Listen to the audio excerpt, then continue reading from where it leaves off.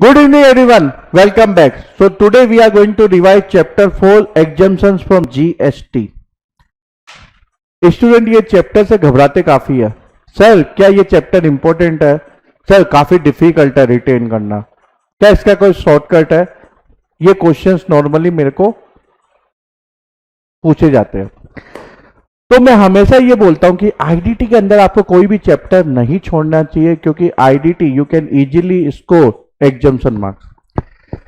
Whether this chapter is important, of course it is important. Of course ये भी बात है कि इसमें टाइम ज्यादा लगता है, काफी लंबी चौड़ी लिस्ट है, लेकिन आपको करना क्या है, उसका शॉर्टकट क्या है? उसका शॉर्टकट ये है, you need to focus on the key term. ठीक है, की टर्म के आप ऊपर आप फोकस करोगे तो easily you can retain it. Okay, apart from that you also need to understand interlinking with RCM, reverse charge provisions, जो हमने पिछले चैप्टर में देखा था ना, सर्विसेज की एक लिस्ट रिवर्स चार्ज की। You need to interlink that list with this exemption list.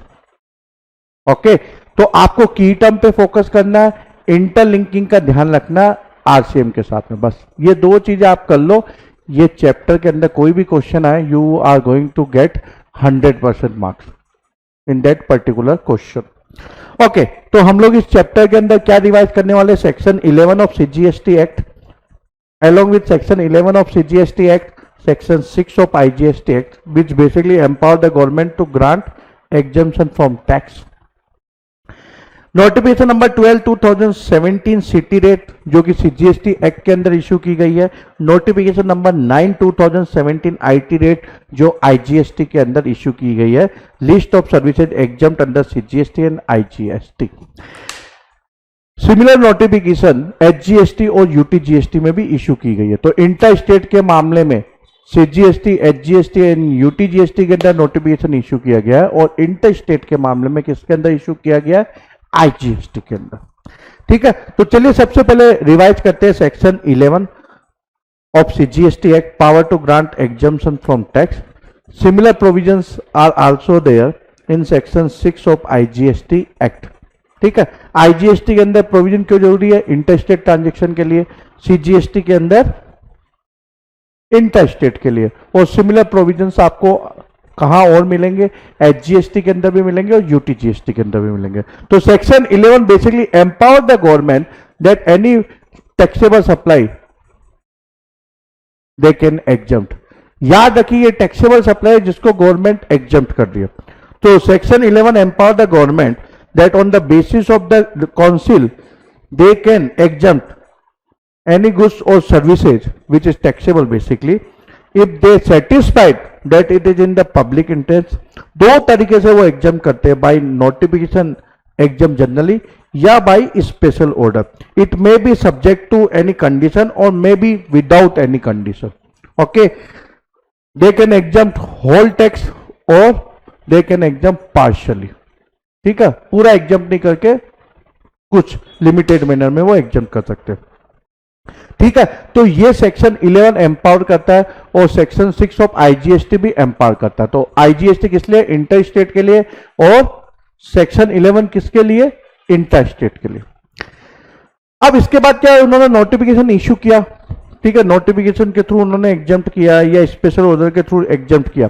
उसके बाद उनको लगता है कि कुछ एक्सप्लेनेशन इंसर्ट करना चाहिए, तो they can insert explanation in the notification और ऑर्डर विद इन 1 ईयर। अब क्वेश्चन आता है कि भाई एक्सप्लेनेशन इंसर्ट हो गया तो इसकी इफेक्टिव डेट क्या होगी? इफेक्टिव डेट क्या होगी? मान लीजिए कि उन्होंने नोटिफिकेशन इश्यू किया किसी सप्लाई को एग्जाम्प्ट करते हुए विथ इफेक्ट फ्रॉम 1 जनवरी 2022। उसके बाद में वो 1 साल के अंदर इंसर्ट कर सकते हैं एक्सप्लेनेशन, अभी हमने देखा। तो मान लीजिए वो एक दूसरा नोटिफिकेशन इश्यू करते हैं कि भाई ये एक्सप्लेनेशन हम इसके अंदर इंसर्ट कर रहे हैं, तो अब इस एक्सप्लेनेशन की बेसिकली इफेक्टिव डेट क्या होगी? 1 जनवरी 2022 जो ओरिजिनल नोटिफिकेशन जब इशू हुआ था एग्जाम्पशन के लिए वो, या जो एक्सप्लेनेशन वो इंसर्ट कर रहे इस नोटिफिकेशन के थ्रू वो। तो इसमें क्लेरिफिकेशन किया गया है कि ये रेट्रोस्पेक्टिवली होगा, मतलब जो मेन ओरिजिनल नोटिफिकेशन इश्यू करने की डेट है 1 जनवरी 2022 से ये इफेक्टिव माना जाएगा। अब क्वेश्चन ये आता है कि अगर मान लीजिए नोटिफिकेशन की जो एग्जम्पशन की नोटिफिकेशन है या ऑर्डर है, वो एग्जम्पशन का इफेक्टिव डेट क्या होगा? तो मान लीजिए उस नोटिफिकेशन या ऑर्डर में डेट मेंशन है कि ये इफेक्टिव डेट है, तो ऑफकोर्स वो डेट होगी। अगर कोई भी डेट मेंशन नहीं की गई है तो डेट ऑफ इश्यूएंस। तो अगर नोटिफिकेशन है, जैसे मान लीजिए एग्जाम्पल के रूप में कि ये 1 जनवरी 2022 को जो नोटिफिकेशन उन्होंने इश्यू किया और बोला कि ये सप्लाई एग्जाम्प्ट होगी, उसमें उन्होंने लिख दिया कि 1 फरवरी 2022 is the effective date, then that date is going to be the effective date for that exemption. But if suppose they have not mentioned any date, then issuance date 1 January 2022. Okay, तो ये section 11 of CGST act है and similar provision कहाँ है? Section 6 of IGST act. अब government ने of course ये जो इनको पावर देता है सेक्शन 11 और सेक्शन 6 उसको यूज किया और उन्होंने नोटिफिकेशन इश्यू किया, notification number 12 2017 city rate dated 28/6/2017 CGST के अंदर, and notification number 9 2017 IT rate. ये टैरिफ नोटिफिकेशन है। क्यों टैरिफ नोटिफिकेशन है? क्योंकि ये टैक्स रेट को इंपैक्ट करता है। टैरिफ नोटिफिकेशन कब इश्यू किया जाता है? जब टैक्स रेट को इंपैक्ट पड़ता है। सो डेटेड 28/6/2017। अब जो रिटर्न की ड्यू डेट है तो उसमें टैरिफ के ऊपर मतलब टैक्स रेट के ऊपर कोई इंपैक्ट नहीं होता, तो उसमें नॉर्मल IT लिखा हुआ रहेगा या सिटी लिखा रहेगा, रेट नहीं लिखा रहेगा। जहां टैक्स रेट को इंपैक्ट पड़ता है वहां टैरिफ नोटिफिकेशन इश्यू किया जाता है। ठीक है, तो notification number 12 2017 city rate dated 28/6/2017 under CGST and notification number 9 2017 IT rate dated 28/6/2017। ये आप लोग याद कर लीजिए। तो कोई भी क्वेश्चन आए तो ये आपको रेफर करना है। ये सीरियल नंबर आपको याद करने की जरूरत नहीं है। Only you need to memorize this notification number this and this. अब कोई भी अगर एग्जम्पशन एंट्री मान लीजिए कोई नई इंसर्ट हो रही है तो वो इसी मेन नोटिफिकेशन के अंदर इंसर्ट होती है। तो इस नोटिफिकेशन के अंदर from time to time they keep on doing amendment, insert करते हैं, डिलीट करते हैं, ओके, या मॉडिफाई करते हैं। ठीक है, लेकिन यही मेन नोटिफिकेशन है। ये सिटी रेट 12 2017 ये CGST के अंदर और ये IGST के अंदर। तो चलिए स्टार्ट करते हैं। यही आपको याद करना है, ये सीरियल नंबर याद करने की जरूरत नहीं है। सबसे पहले सर्विसेज बाय एन एंटिटी। अब आपको यह भी याद रखना है कि ओनली सर्विसेज की जो लिस्ट है वो आपके सिलेबस में है। गुड्स की जो लिस्ट है मतलब जो गुड्स एग्जम्प्ट है that is outside the syllabus. ठीक है, तो वो आपको याद करने की जरूरत नहीं है कि services is with in the syllabus. तो सर्विसेज बाय एन एंटिटी जिसका रजिस्ट्रेशन सेक्शन 12A और 12AB of the income tax act के अंदर हुआ है और जो चैरिटेबल एक्टिविटीज प्रोवाइड करती है, चैरिटेबल एक्टिविटीज की सर्विसेज प्रोवाइड करती है, वो सर्विसेज एग्जम्प्ट है। अब चैरिटेबल एक्टिविटीज है क्या? आपको क्या याद रखना है? पब्लिक हेल्थ, ठीक है, जैसे केयर और counselling of terminally ill people affected with HIV or AIDS etc. Advancement of religion, spirituality और योगा, ये की टर्म पे आपको फोकस करना है। Advancement of educational program skill relating to abandon orphan children prisoners physically और mentally abuse and traumatize person over the age of 65 years. ये याद रखना, residing in the rural area, क्योंकि ये एक MCQ भी है। तो 65 years in rural area and preservation of environment including watershed, forest and wildlife। तो ये चैरिटेबल एक्टिविटीज है। तो इन्होंने चैरिटेबल एक्टिविटी रेस्ट्रिक्ट कर दिया है। तो ये अगर चैरिटेबल एक्टिविटीज कोई एंटिटी जो रजिस्टर है सेक्शन 12A या 12AB के अंदर इनकम टैक्स एक्ट के अंदर वो सर्विसेज दे रही है तो वो एग्जम्प्ट है। अब इसके अंदर इन्होंने क्लेरिफिकेशन भी दिया, जैसे योगा, रामदेव बाबा एक योगा का कैंप आयोजित करता है। ठीक है, मान लीजिए किसी सिटी के अंदर करता है तो अब बोर्डिंग लॉजिंग भी शामिल होगा। तो क्या वो बोर्डिंग लॉजिंग भी एग्जम्प्ट होगा? तो इन्होंने क्लेरिफाई कर दिया यस, अगर उनका मेन ऑब्जेक्टिव योगा है which is charitable activity then it is going to be exempted. Okay, लेकिन मान लीजिए मेन ऑब्जेक्टिव योगा नहीं है, मान लो डांस क्लासेज ये सब है, तो वो एग्जम्प्ट नहीं होगा। अब ये जो चैरिटेबल ऑर्गेनाइजेशन है काफी बार ये कॉमर्शियल एक्टिविटी भी करती है। इनके पास जमीन पड़ी है तो हो सकता है ये रेंट पे दो, जमीन के ऊपर शॉप बना दी रेंट पे देते हैं, तो ये कॉमर्शियल एक्टिविटीज है।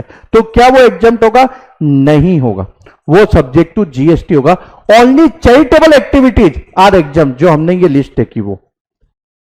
ठीक है, अब इसके अंदर एक काफी अच्छा सर्कुलर है, circular number 116/35/2019 which talk about individual donor, जो बेसिकली गिफ्ट या पैसे सब देते हैं ना। आप धर्मशाला के अंदर जाते हो, मंदिर के अंदर जाते हो, तो आप देखते हो कि लिखा हुआ होता है कि ये फलाने आदमी ने दान दिया है। ठीक है, उसका लिखा रहता है, इसकी स्मृति में दिया, अपनी माँ की स्मृति में दिया, अपने पिताजी की स्मृति में दिया, या और कोई वजह हो सकती। तो वो इंडिविजुअल डोनर है, वो बेसिकली डोनेट कर रहा है, उसका ऑब्जेक्टिव कोई मार्केटिंग नहीं है, तो ये एग्जम्प्ट है, सीबीआईसी ने क्लेरिफाई किया।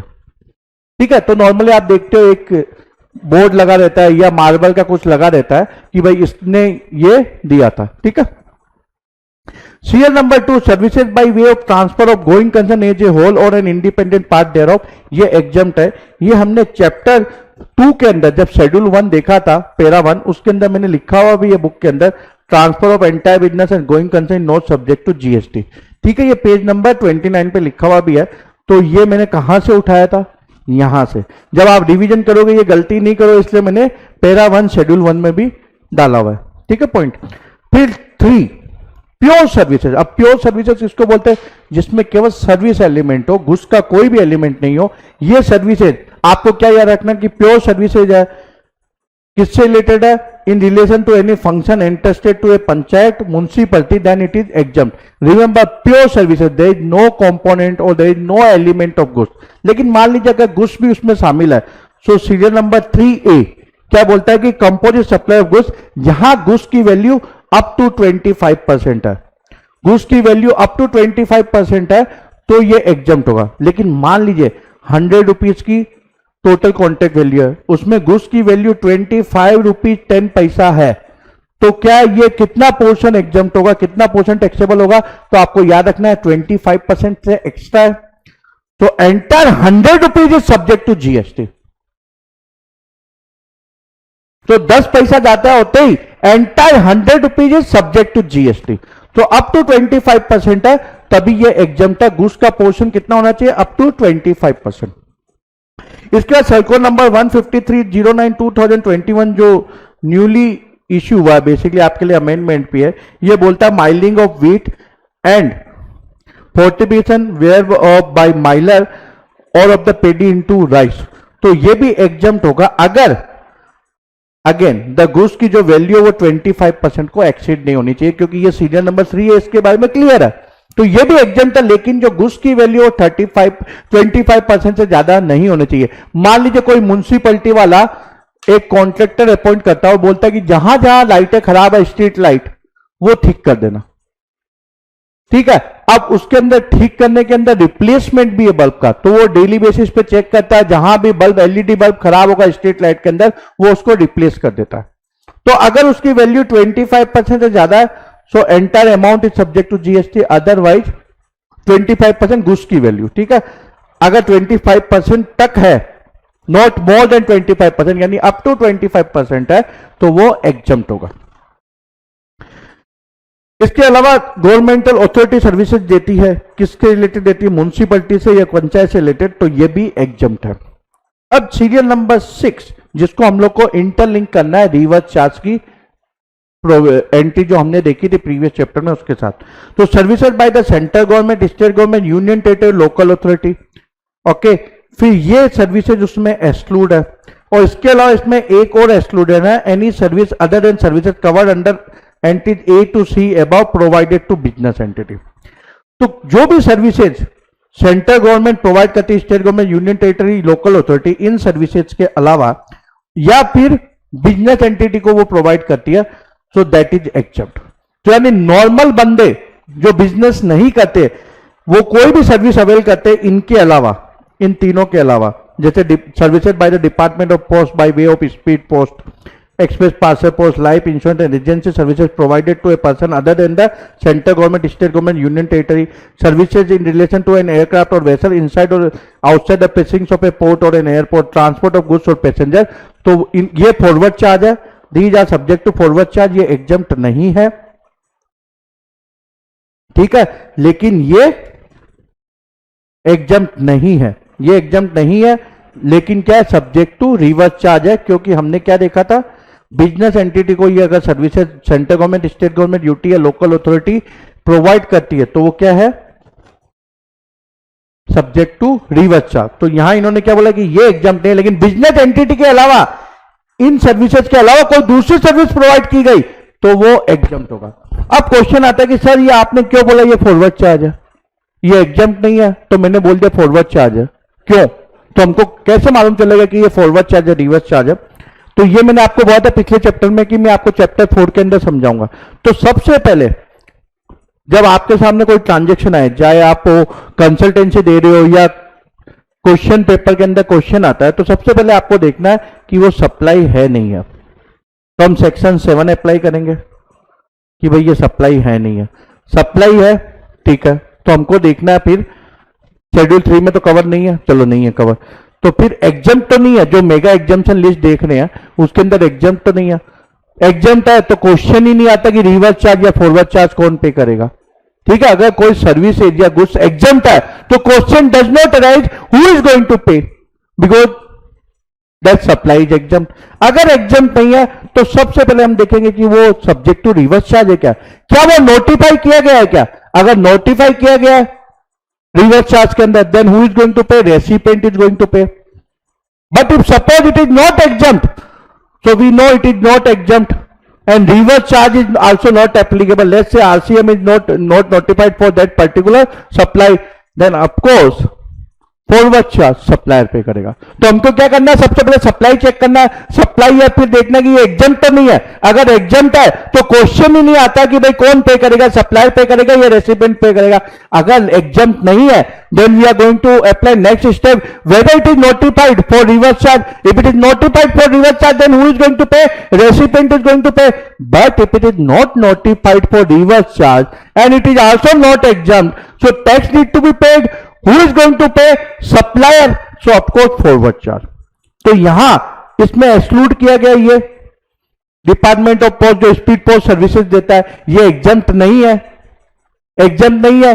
और ये बिजनेस एंटिटी के अलावा किसी को प्रोवाइड की गई है तो ये एग्जाम्प्ट नहीं है, रिवर्स चार्ज के लिए भी नोटिफाई नहीं है। तो कौन पे करेगा? सप्लायर, यानी पोस्ट ऑफिस वाले पे करेगा, वो रेसिपिएंट से कलेक्ट करेगा और पे करेगा, ठीक है। तो ये जो एग्जाम्पशन है ये basically other than business entity के लिए है और जो ये सर्विसेज नहीं होती। अब इसमें एक बात का खास तौर पे ध्यान रखना, इधर उन्होंने जो क्लोज ए के अंदर लिखा other than the central government, जो एजेंसी सर्विसेज पोस्ट ऑफिस वाला प्रोवाइड करता है, सेंट्रल गवर्नमेंट, स्टेट गवर्नमेंट या यूनियन टेरिटरी को, वो भी एग्जाम्प्ट है। अब ये एजेंसी सर्विसेज क्या होती है? आज तक पोस्ट ऑफिस वाला भी म्यूचुअल फंड ये सब बेचता है ना, तो अगर ये सर्विसेज इनको दी गई central government, state government, union territory को, तो एग्जाम्प्ट है, क्योंकि यहां क्या लिखा है, agency services provided to a person other than, यानी अदर देन में ये एक्सक्लूड हो गया तो ये एग्जाम्प्ट है। तो इनको देता है तो एग्जाम्प्ट है, दूसरे किसी बंदे को एजेंसी सर्विसेज देगा तो वो एग्जाम्प्ट नहीं है। तो सीरियल नंबर 6 बोलता है कि भैया बिजनेस एंटिटी के अलावा जो सर्विसेज देता है गवर्नमेंट बिजनेस एंटिटी के अलावा किसी और को, तो वो एग्जाम्प्ट है, इसके अलावा। ये तो सब्जेक्ट टू फॉरवर्ड चार्ज है। इसके बाद सीरियल नंबर 7 के अंदर गवर्नमेंट ने क्या प्रोवाइड किया कि ये सर्विसेज अगर बिजनेस एंटिटी को दी गई, अब मैंने कल एग्जांपल क्या लिया था, बिजनेस एंटिटी मतलब जो भी बिजनेस करता है, जिसमें पाव भाजी का ठेला वाला भी आ जाता है, जिसका ईयरली टर्नओवर मान लो कि 3 लाख है। अब बेचारे ने सर्विस ली गवर्नमेंट से तो उसको जीएसटी भरना पड़ेगा, ठीक है, रिवर्स चार्ज के अंदर, और रिवर्स चार्ज की उसकी लायबिलिटी है। तो याद करो सेक्शन 24 के अंदर उसको कंपल्सरी रजिस्ट्रेशन लेना पड़ेगा। अब बेचारा 3 लाख का धंधा है, उसके अंदर इतने गवर्नमेंट नाद नचाएगी क्या? नहीं ना। तो इसलिए गवर्नमेंट ने बोला कि बहुत हम लोग भी तेरे को हेरेस नहीं करना चाहते, तो हमने उधर तो बिजनेस एंटिटी लिख दिया, इधर तो बिजनेस एंटिटी लिख दिया, लेकिन यहां आके उन्होंने बोला एज बिजनेस एंटिटी जिनको रजिस्ट्रेशन नहीं लेना है, मतलब they can enjoy threshold limit 20 lakh 40 lakh, जिनको नहीं लेना मतलब they are not liable to be registered, अगर उनको सर्विसेज गवर्नमेंट ने प्रोवाइड किया, central government, state government, union territory, local authority, तो वो एग्जम्प्ट है, एक्सेप्ट दीज, क्योंकि ये तो सब्जेक्ट टू फॉरवर्ड चार्ज है। And services by way of renting of immovable property भी इन्होंने एक्सक्लूड किया, क्योंकि यहां क्या लिखा है कि भाई जो रजिस्टर्ड पर्सन है उसको अगर ये सर्विसेज दी गई तो वो सब्जेक्ट टू रिवर्स चार्ज है, ठीक है। तो यहां तो इन्होंने बोला कि भाई बिजनेस एंटिटी के अलावा जो भी उनके लिए एग्जम्प्ट किया, यहां आके उन छोटी बिजनेस एंटिटीज जिनको रजिस्ट्रेशन नहीं लेना है उनको हेरेस नहीं करना ना, तो इसलिए उनको एग्जाम करने की पाव भाजी ठेले वाले तेरे को मैंने बोला था कि रिवर्स चार्ज पे करना है, लेकिन बॉस मैं भी समझता हूं तू छोटा बंदा है, ठीक है, तेरे लिए पॉसिबल नहीं होगा, तो तेरे लिए एग्जाम्प्ट है because you are not suppose to take registration. फिर सीरियल नंबर 8 के अंदर इन्होंने क्या किया, इन्होंने बोला गवर्नमेंट जो आपस में सर्विसेज देती है, services provided by the central government, state government, union territory, local authority, another central government, state government, union territory, local authority, इनको एग्जाम कर दिया। अगेन एक्सक्लूजन सेम है, ओके, तो एक्सक्लूजन तो सब जगह सेम है। इसके बाद सीरियल नंबर 9 में वापस ये बोले कि अच्छा बिजनेस एंटिटी को तो टैक्स पे करना है, अगर वो सब्जेक्ट टू रजिस्ट्रेशन है, मतलब उसको ही is liable to be register, तो उसको टैक्स पे करना है, लेकिन छोटी सर्विसेज को निकाल दो। तो यहां इन्होंने बोला कि भैया ठीक है, अप टू 5000 अगर सर्विस की वैल्यू है, does not exceed 5000, then that is exempt, then that is exempt. लेकिन अगर कंटिन्यूस सप्लाई ऑफ सर्विसेज है, remember continuous supply of services 3 months हमने देखा था डेफिनेशन के अंदर, वो है, तो हम 5000 कैसे कैलकुलेट करेंगे, तो पूरे फाइनेंशियल ईयर में अगर does not exceed 5000 continuous supply of services, one time वाली 5000 और कंटिन्यूस सप्लाई ऑफ सर्विसेज है तो वो भी 5000, but in entire financial year, ठीक है। तो चलिए वापस रिवाइज करते हैं। सीरियल नंबर 6 के अंदर गवर्नमेंट ने क्या बोला कि भाई बिजनेस एंटिटी के अलावा जो भी सर्विस ले रहा है central government, state government, union territory या लोकल अथॉरिटी से, वो एग्जम्प्ट है, इसके छोड़ के, ये तो सब्जेक्ट टू फॉरवर्ड चार्ज है, ठीक है। फिर सीरियल नंबर 7 में गवर्नमेंट ने बोला अच्छा बिजनेस एंटिटी जिनको they are not liable to be registered, उनको अगर सर्विसेज दी गई है गवर्नमेंट के द्वारा तो वो एग्जम्प्ट है। फिर सीरियल नंबर 8 में गवर्नमेंट ने बोला कि आपस में हम जो सर्विसेज ले रहे हैं, एक सेंट्रल गवर्नमेंट दूसरी स्टेट गवर्नमेंट को दे रही है या स्टेट गवर्नमेंट सेंट्रल गवर्नमेंट को दे रही है, तो ये सर्विसेज एग्जम्प्ट है। एक्सक्लूजन सब जगह सेम है, यही सब्जेक्ट टू फॉरवर्ड चार्ज, ये मैंने आपको समझा दिया। फिर सीरियल नंबर 9 में गवर्नमेंट ने बोला अच्छा ठीक है यार, तो बिजनेस एंटिटी है, you are suppose to pay tax, okay, लेकिन अगर उसकी वैल्यू अप टू 5000 है तो वो एग्जम्प्ट है। तो इन्फोसिस को मान लो कोई 5000 रुपीज तक की सर्विसेज दी गई तो वो एग्जम्प्ट है, continuous supply of services 5000 for full financial year. याद हो गया, इतना मुश्किल नहीं है जितना आप लोग सोचते हो, मेरे को फॉलो करो, आपको याद हो जाएगा और आप रिटेन भी कर पाओगे।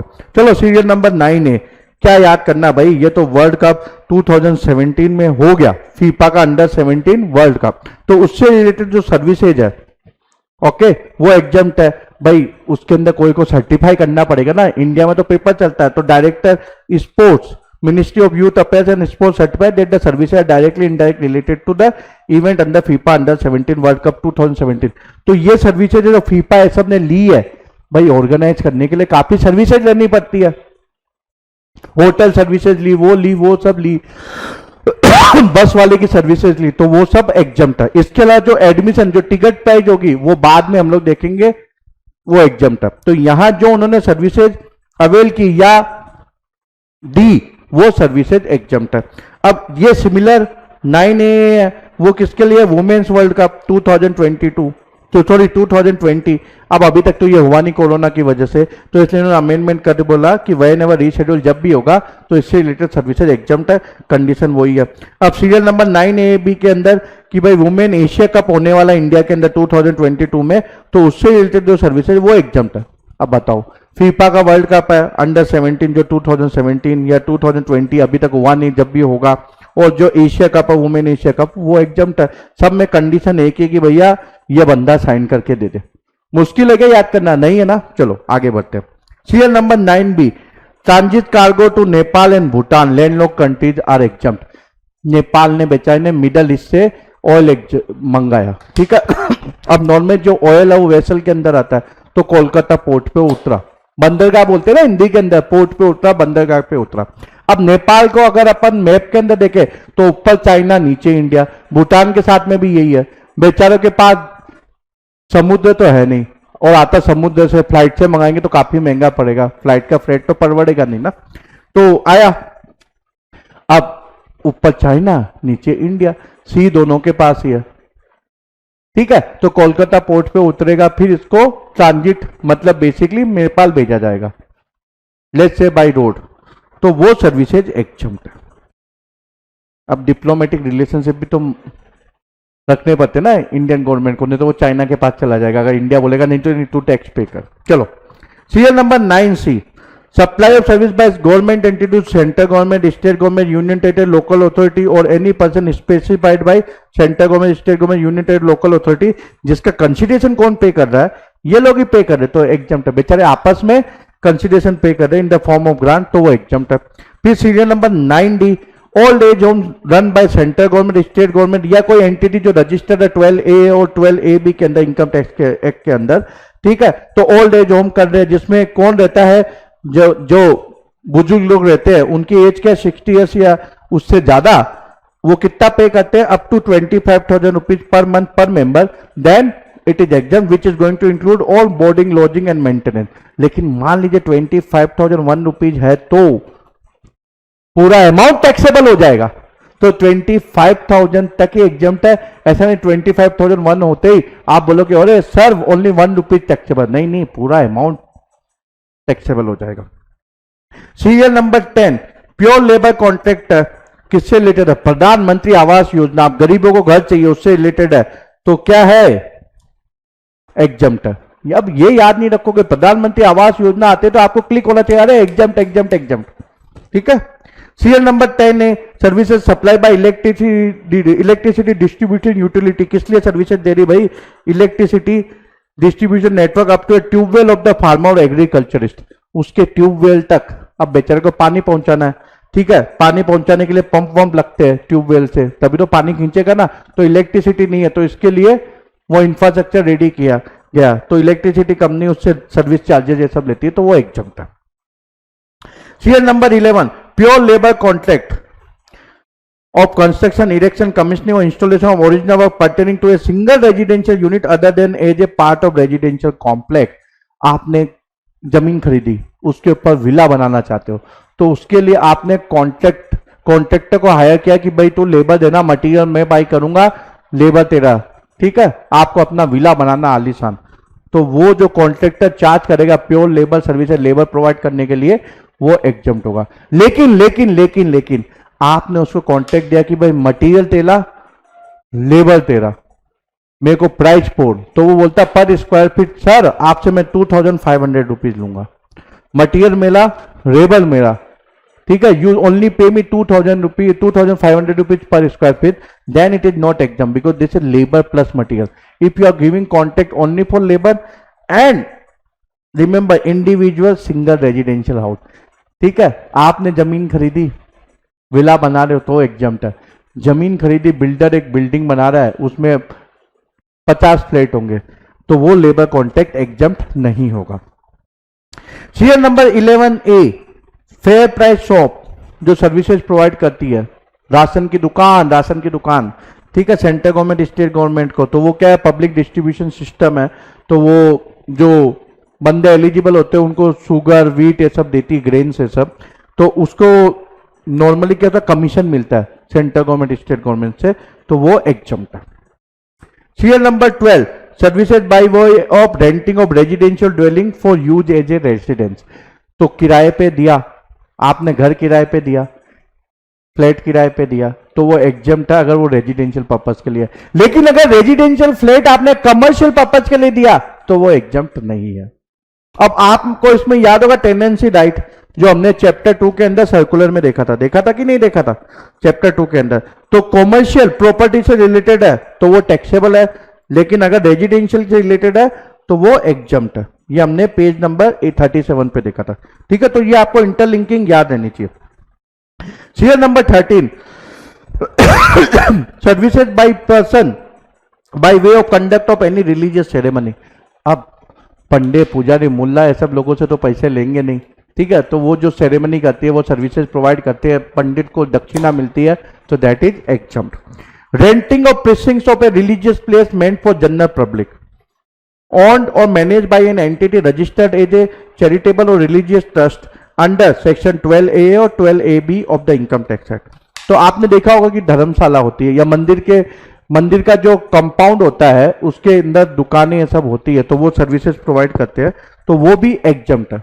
सर्विसेज क्या है, उन्होंने अपनी शॉप मंदिर के कंपाउंड के अंदर उन्होंने शॉप बना ली और उसको किराए पे दे दिया, या मंदिर में एक बड़ा हॉल बना हुआ है उसको किराए पे दे दिया, तो ये सब क्या है, एग्जम्प्ट है। लेकिन किंतु परंतु यहां लिखा हुआ है renting of room where charges are 1,000 rupees और मोर पर डे, एग्जम्प्ट नहीं है, क्योंकि क्या लिखा है, this exemption shall apply nothing contain in NTB of this exemption shall apply to, यानी कि अगर जो रेंटिंग ऑफ रूम है जैसे धर्मशाला है वो अपने किराए पे देता है, उसका किराया अगर पर डे का 999 है तो वो एग्जम्प्ट है, 1000 या उससे ज्यादा है तो वो टैक्सेबल है पूरा अमाउंट। ऐसे ही renting of premises at community halls, kalyan mandapam और open area and like where charges are ₹10,000 और मोर पर डे, तो 9,999 तक तो एग्जम्प्ट है। कल्याण मंडपम, मैरिज हॉल है सब, ठीक है, तो वो एग्जम्प्ट है पर डे किराया अगर ये है। 10,000 या उससे ज्यादा है तो पूरा का पूरा टैक्सेबल।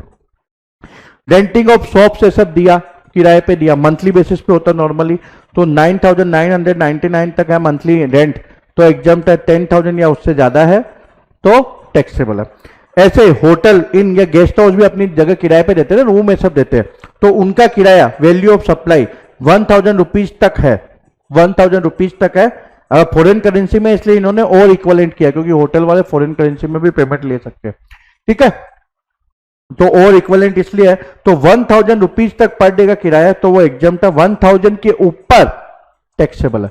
अब ये आपको ध्यान रखना है कि धर्मशाला के मामले में 999 तक एग्जम्प्ट है और यहां 1,000 तक एग्जम्प्ट है। अब इसके अंदर एक हॉस्टल का क्वेश्चन आया था सीबीआईसी के सामने, जो सीरियल नंबर 1 में मैंने लिखा है, उसके अंदर ये था कि भाई हॉस्टल एकोमोडेशन, जैसे अंधेरी के अंदर आरवीजी है जहां सीए के स्टूडेंट पढ़ते, मैं भी पढ़ चुका हूं, तो उसका क्या होगा, वो एग्जम्प्ट है क्या? वो चैरिटेबल एक्टिविटीज में तो हमने डेफिनेशन में नहीं देखा, तो सीबीआईसी ने बोला कि बॉस ऐसे भी वो बेचारे हॉस्टल वाले 1,000 रुपीज पर डे रेंट नहीं लेते, वो तो कम लेते थे। आरवीजी वाला मेरे से तो उस समय मेरे को याद है 2,500 रुपये लिया था, 2,500 फॉर 6 मंथ, ठीक है, तो इतनी बड़ी वैल्यू होती नहीं है, तो वो एग्जम्पशन इसके अंदर मिलेगा, सीरियल नंबर 14 के अंदर, सीरियल नंबर 1 के अंदर नहीं मिलेगा, ठीक है। Serial number 15 transport of passenger, चाहे उसके पास बिलोंगिंग्स हो चाहे नहीं हो, दैट बिकम इममटीरियल। क्या है भाई, एयर एम्बार्किंग फ्रॉम और टर्मिनेटिंग, जो नदर्न ईस्टर्न एरिया है, अरुणाचल प्रदेश, आसाम, मणिपुर, मेघालय, मिजोरम, नागालैंड, सिक्किम और त्रिपुरा और एट बगडोगरा, तो इनकी कनेक्टिविटी पुअर है, तो इसलिए गवर्नमेंट ने transportation of passenger basically exempt किया। इसका non air condition contract carriage और stage carriage other than AC, तो दोनों में एसी नहीं होना चाहिए, कॉन्टैक्ट कैरिज याद रखो, स्टेज कैरिज याद रखो, ये एग्जम्प्ट है। लेकिन अगर वो टूरिज्म में सबके पर्पज के लिए है तो वो टैक्सेबल है। तो आपको कॉन्टैक्ट कैरिज, स्टेज कैरिज याद रखना है, एसी नहीं होना चाहिए और वो टूरिस्ट पर्पज के लिए नहीं है, तो वो एग्जम्प्ट है। अब एक सीबीआईसी के बाद क्वेश्चन आया कि सर एलिफेंट और जो कैमल जॉय राइड होता है वो टैक्सेबल है कि नहीं है, क्योंकि यहां तो एग्जम्पशन दिया हुआ नहीं है। तो आप बोलोगे सर वो बेचारा गरीब आदमी जो कैमल राइड है सब कराते हैं उनकी ज्यादा इनकम नहीं होती, तो सीबीआईसी ने बोला नहीं नहीं बहुत ये एग्जम्प्ट नहीं है क्योंकि हमने दिया नहीं है कहीं भी लिख के ये, तो ये टैक्सेबल है। तो बोला अरे सर ये क्या कर रहे हो आप, लेकिन सीबीआईसी ने आगे ऐड किया कि नॉर्मली इनकी इनकम कम होती है, तो इन लोग थ्रेशोल्ड 20 लाख रुपए उसको तो क्रॉस करेंगे नहीं, तो इसलिए उनको जो रजिस्ट्रेशन है they are not liable to be registered, तो ऐसे उनको टैक्स पे नहीं करना, लेकिन उनकी सर्विसेज टैक्सेबल है, ये एग्जम्प्ट नहीं है। सीरियल नंबर 16, अब एयरलाइन वाले कहां जाते हैं, बड़ी बड़ी सिटी में उड़ाते हैं, बॉम्बे से दिल्ली उनको पैसेंजर मिलता है, ठीक है, दिल्ली से मनाली पैसेंजर मिलता है क्या, बहुत मुश्किल से मिल जाता है, टूरिस्ट प्लेस है, लेकिन अगर कोई छोटी सिटी होगी तो नहीं मिलेगा, नहीं मिलेगा अगर वो टूरिस्ट प्लेस नहीं है, तो एयरलाइन वाले उसको कनेक्ट ही नहीं करते, वहां से कोई फ्लाइट ऑपरेट नहीं करते क्योंकि उनको लॉस होता है। अब गवर्नमेंट को भी रीजनल कनेक्टिविटी अच्छी करनी है, तो इसलिए उन्होंने ये लेके आया रीजनल कनेक्टिविटी स्कीम, बेसिकली जिसमें वो वायबिलिटी गैप जो उनको लॉस हो रहा है उसकी वो फंडिंग करेंगे, बेसिकली उसको कंपनसेट करेंगे। तो ये बेसिकली किसको मिल रही है, एयरलाइन को पैसा मिलेगा, गवर्नमेंट देगी, तो बेसिक गवर्नमेंट उनको सर्विस दे रही है, जो पैसा दे रहा है, ठीक है, जो पैसा दे रहा है वो रेसिपिएंट हो गया और जिसको मिल रहा है वो सर्विस प्रोवाइड कर रहा है। तो ये सर्विसेज कौन दे रहा है, एयरलाइन कंपनियां, सेंट्रल गवर्नमेंट है सबको, क्योंकि सेंट्रल गवर्नमेंट उनको कंसिडरेशन पे कर दिया, तो जिसको पैसा मिल रहा है वो सप्लायर है बेसिकली, तो ये एग्जम्प्ट है, ठीक है। अब इसमें टाइम पीरियड है 3 ईयर्स। फिर serial number 17 transportation of passenger, चाहे बिलोंगिंग्स हो नहीं हो, रेलवे के अंदर है, तो जैसे लोकल टिकट है या आपने स्लीपर के लिए है तो वो एग्जम्प्ट है, लेकिन अगर फर्स्ट क्लास या 3 टायर या 2 टायर की टिकट है तो वो सब्जेक्ट टू जीएसटी है, यानी एसी वाली सब्जेक्ट टू जीएसटी है, first class subject to GST है। जो लोकल पास वास बनाते हैं या टिकट लेते हैं लोकल ट्रेन की वो एग्जम्प्ट है, स्लीपर क्लास एग्जम्प्ट है, 2 सीटिंग एग्जम्प्ट है, ओके। मेट्रो, मोनोरेल और ट्रामवे, आपको ये याद रखना है कि जहां एसी आए वो टैक्सेबल है, सिवाय मेट्रो मोनोरेल में, क्योंकि ये बाय डिफॉल्ट एसी आता है। अदरवाइज जहां भी एसी आया, कॉन्ट्रैक्ट कैरिज, स्टेज कैरिज या ट्रेन, वो टैक्सेबल है, एग्जम्प्ट नहीं है। लेकिन मेट्रो मोनोरेल बिना एसी के नहीं आती, तो केवल इनकी जो टिकट की वैल्यू है वो एग्जम्प्ट है। इनलैंड वाटरवेज, कोलकाता से चेन्नई, ठीक है, जरूरी नहीं आप ट्रेन से जाओ, शिप से भी जा सकते हो, वेसल से भी जा सकते हो, तो वो भी एग्जम्प्ट है। पब्लिक ट्रांसपोर्ट, वो भी एग्जम्प्ट है। मीटर कैप और ऑटो रिक्शा, काली पीली टैक्सी इंक्लूडिंग ई रिक्शा, वो एग्जम्प्ट है, लेकिन रेडियो टैक्सी एग्जम्प्ट नहीं है। Serial number 18, transportation of goods exempt है। अरे सर जीटीए, नहीं नहीं, नीचे पढ़ो भाई। By road except the services of, तो ट्रांसपोर्टेशन ऑफ गुड्स एग्जम्प्ट है, लेकिन अगर आप जीटीए को हायर करते हो तो एग्जम्प्ट नहीं है, सब्जेक्ट टू रिवर्स चार्ज है, याद करो। अगर उसने फॉरवर्ड चार्ज ऑफ नहीं किया, या कोरियर एजेंसी है तो ये टैक्सेबल है। बाय इनलैंड वाटरवेज भी ये एग्जम्प्ट है। तो बाय रोड करते हो तो एग्जम्प्ट है, आपने बैलगाड़ी ली उससे भी ट्रांसपोर्टेशन कर सकते हो ना, तो वो एग्जम्प्ट है, ठीक है। इनलैंड वाटरवेज के अंदर भी एग्जम्प्ट है। चेन्नई से आपने कोलकाता माल भेजा, कोची भेजा थ्रू वेसल, तो दैट इज एग्जम्प्ट। फिर serial number 19A and 19, sorry serial number 19 A take care of aircraft से अगर आप ट्रांसपोर्टेशन ऑफ गुड्स है, कहां से, आउटसाइड इंडिया से इंडिया, या इंडिया से आप बाहर भेज रहे हो, तो ट्रांसपोर्ट मतलब जो एयर फ्रेट है वो दोनों ही एग्जम्प्ट है। हालांकि इसमें उन्होंने ड्यू डेट दी हुई है कि भाई इसके बाद तो टैक्सेबल हो जाएगा कि भाई 30 सितंबर 2022 के बाद, लेकिन ये एक्सटेंड करते जा रहे, तो मैं आशा करता हूं कि आगे भी ये एक्सटेंड होगा। लेकिन जो वेसल के मामले में इंडिया से बाहर जो बेसिकली आप एक्सपोर्ट कर रहे हो, उसके ऊपर जो फ्रेट चुकाते हो वही केवल एग्जम्प्ट है। यहां तो इंपोर्ट एक्सपोर्ट आप बोल सकते हो, दोनों ही एग्जम्प्ट है, लेकिन यहां वेसल के मामले में इंडिया से बाहर जो आप माल बेचते हो यानी एक्सपोर्ट करते हो वो एग्जम्प्ट है। इंपोर्ट करते हो तो भूल गए सर, याद है क्या, याद है कि भूल गए? हमने आईजीएसटी के अंदर लिस्ट देखी थी, ये देखिए, from a place outside India to India, तो इंपोर्टर पे करेगा आईजीएसटी अंडर रिवर्स चार्ज, तो ये एग्जम्प्ट नहीं है, सब्जेक्ट टू रिवर्स चार्ज। लेकिन इंडिया से आप बाहर भेज रहे हो तो एग्जम्प्ट है वेसल को यूज करके। अब सैटेलाइट लॉन्च सर्विसेज है जो इसरो प्रोवाइड करता है, ओके, या अंतरिक्ष कॉर्पोरेशन लिमिटेड या न्यू स्पेस इंडिया लिमिटेड, ये एग्जम्प्ट है।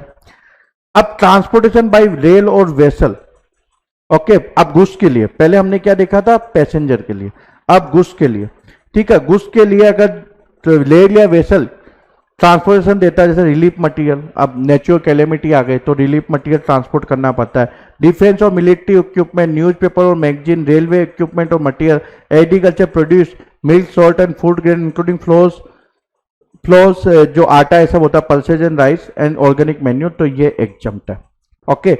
अब ये तो हो गया ट्रांसपोर्टेशन बाय रेल और वेसल। अब जीटीए भी ट्रांसपोर्ट करता है, अब ऊपर तो लिखा था जीटीए से अगर आप गुड्स ट्रांसपोर्ट करोगे तो एग्जम्प्ट नहीं है, लेकिन मान लीजिए रिलीफ मटेरियल ये सब आप एग्रीकल्चर प्रोड्यूस या रिलीफ मटेरियल ये सब अगर हो जा रहा है, newspaper, magazine, milk, salt, organic menu, defence और मिलिट्री इक्विपमेंट, तो ये एग्जम्प्ट है। अब इसके अंदर और इसके अंदर क्या डिफरेंस है, यहां जो ये लिखा हुआ है रेलवे इक्विपमेंट और मटेरियल, ये एक्स्ट्रा एंट्री है, ये नीचे नहीं है, सो डी इज एक्स्ट्रा, ठीक है, रेलवे के थ्रू ये हो रहा है तो।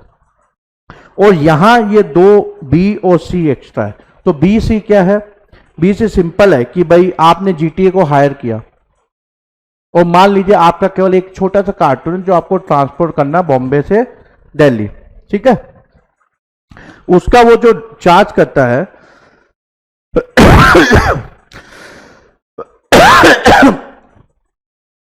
₹750, अप टू ₹750 अगर वो चार्ज करता है तो वो एग्जम्प्ट है, ठीक है। तो एक कंसाइनी ने केवल एक छोटा सा कार्टून दिया, उसका 500 या 700 वो फ्रेट लेता तो वो एग्जम्प्ट है। लेकिन मान लीजिए आपने पूरा ट्रक हायर किया जीटीए से और उसका टोटल जो फ्रेट आप पे करने वाले हो वो कितना ₹1500 तक है, तो एग्जम्प्ट है। अगर 1500 से ज्यादा है तो टैक्सेबल है। और कौन पे करेगा, अगर जीटीए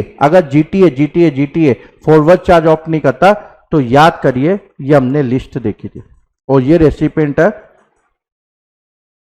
ये रेसिपिएंट है तो रिवर्स चार्ज पे।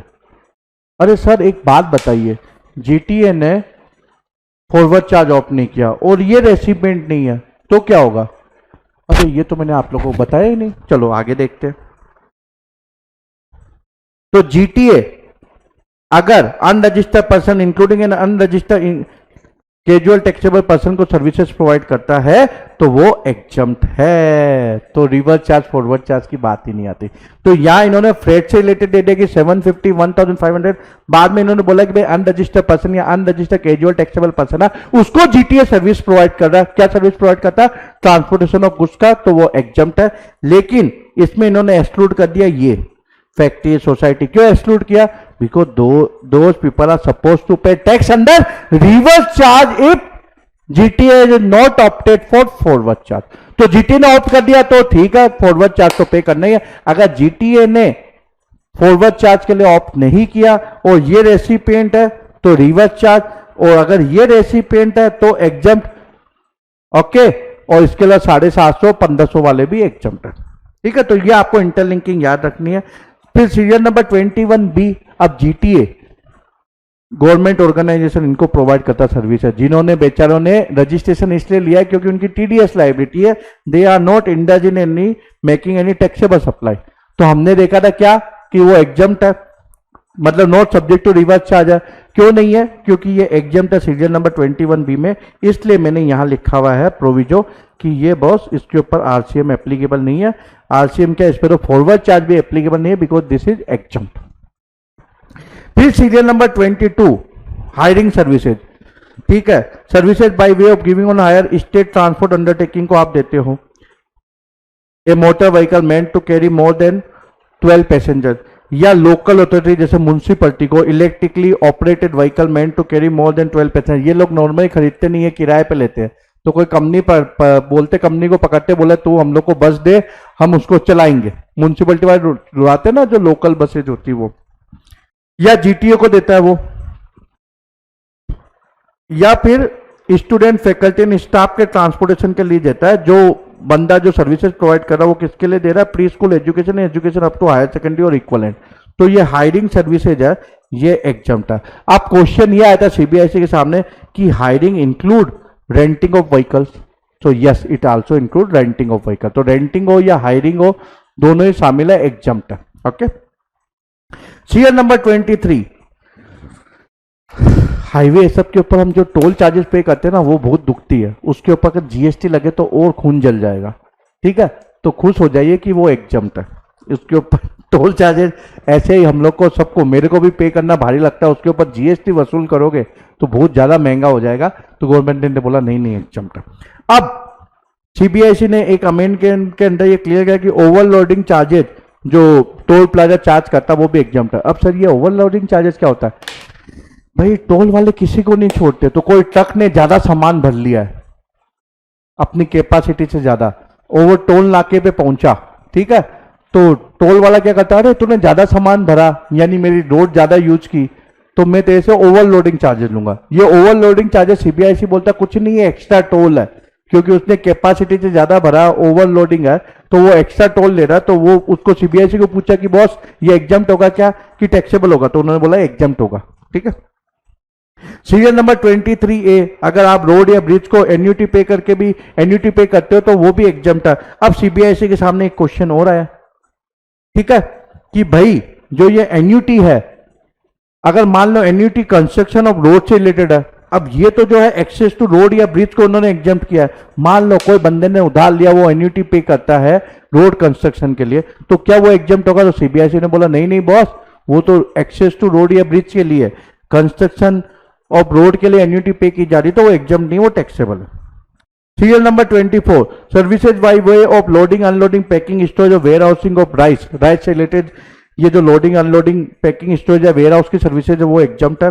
Serial number 24A services by way of warehousing of minor forest produce, exempt है। ये तो एग्रीकल्चर को तो आपको याद रखना है कि राइस वाइस की जो भी सर्विसेज है वो सब एग्जम्प्ट है।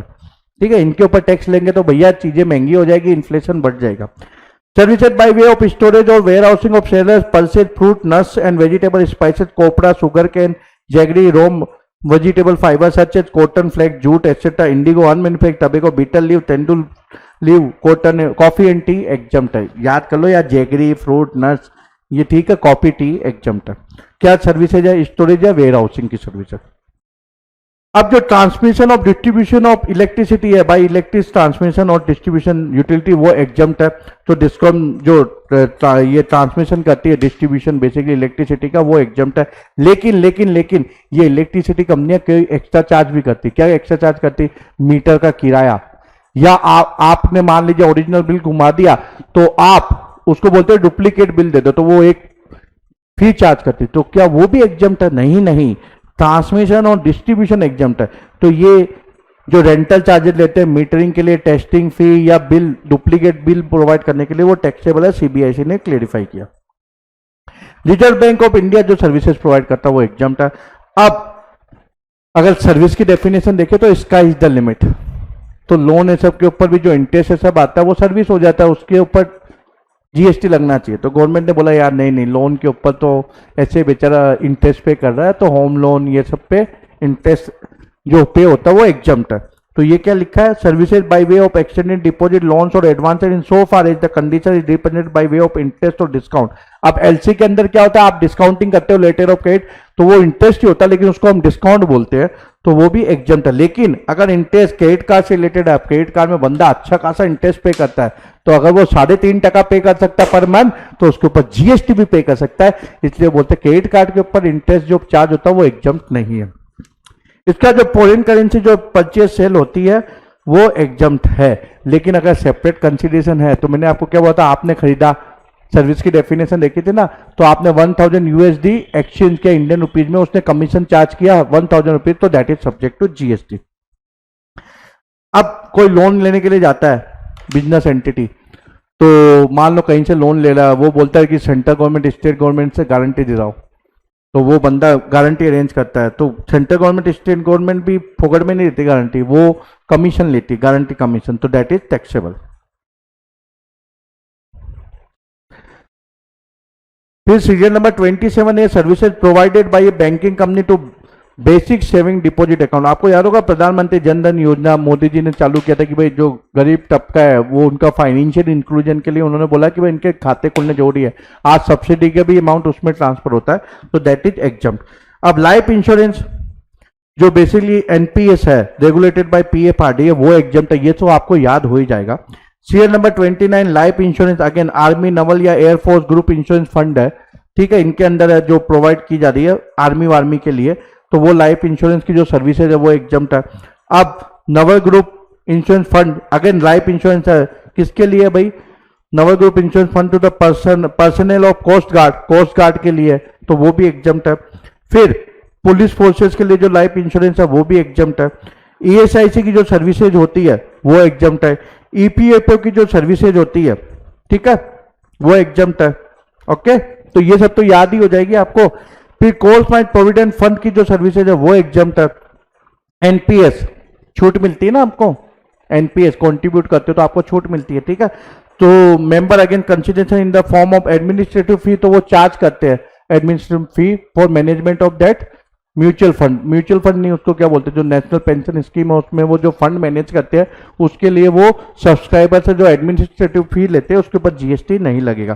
फिर आईआरडीए अगर इंश्योरर को सर्विसेज दे रही है, इंश्योर यानी इंश्योरेंस कंपनी को, ठीक है, एसबीआई लाइफ को, आईसीआईसीआई लोम्बार्ड को, तो वो एग्जम्प्ट है. लेकिन इंश्योरेंस कंपनी के अलावा किसी को सर्विस दे रही है, उसका वो कंसिडरेशन ले रही है, तो वो एग्जम्प्ट नहीं है. सेबी जो सर्विसेज देती है for protecting the interest of investor, वो एग्जम्प्ट है. फिर services by an acquiring bank where settlement is up to 2000 rupees in single transaction, वो एग्जम्प्ट है. चाहे वो क्रेडिट कार्ड हो, डेबिट कार्ड हो, चार्ज कार्ड हो या अदर कार्ड हो. अब ये एक्वायरिंग बैंक क्या होता है?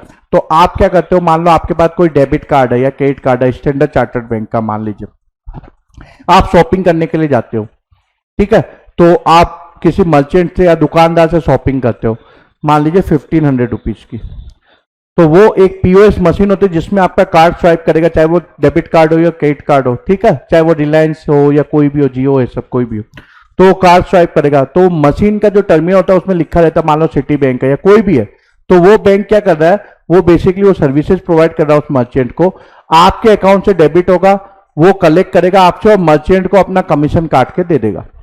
ठीक है, तो आपका स्टैंडर्ड चार्टर्ड बैंक है, आपने उसका डेबिट कार्ड यूज किया, आपके खाते में कट गया 1500 रुपए, उसमें से वो कमीशन काट के, मान लो उसके बाद जो मर्चेंट के बाद वो सिटी बैंक का टर्मिनल है, तो सिटी उसका 2% है, तो वो उसको 30 रुपीज अपना कमीशन काटेगा और 1470 किसको पे कर देगा, मर्चेंट को, जिससे आपने सामान खरीदा उसको पे कर देगा। तो ये ट्रांजेक्शन अप टू 2000 है, तो वो सिंगल ट्रांजेक्शन है, तो वो एग्जम्प्ट है, तो उसके ऊपर जो कमीशन ये सब लगता है वो एग्जम्प्ट है basically. Services supplied by the central government, state government, union territory to their undertaking और पीएसयू, अब पीएसयू ये सब के भी लिए गारंटी देनी पड़ती है ना, तो ये एग्जम्प्ट है। लेकिन पीएसयू ये सब के अलावा अगर वो गारंटी देते हैं तो वो टैक्सेबल है, अभी पढ़ा था ऊपर हमने। तो इसमें तो बोला कि भाई ये टैक्सेबल है, यहां आके इन्होंने नीचे आके क्या बोला कि भाई पीएसयू है, हमारी एंटिटी है, उनके लिए हमने सर्विसेज प्रोवाइड की, तो वो एग्जम्प्ट है।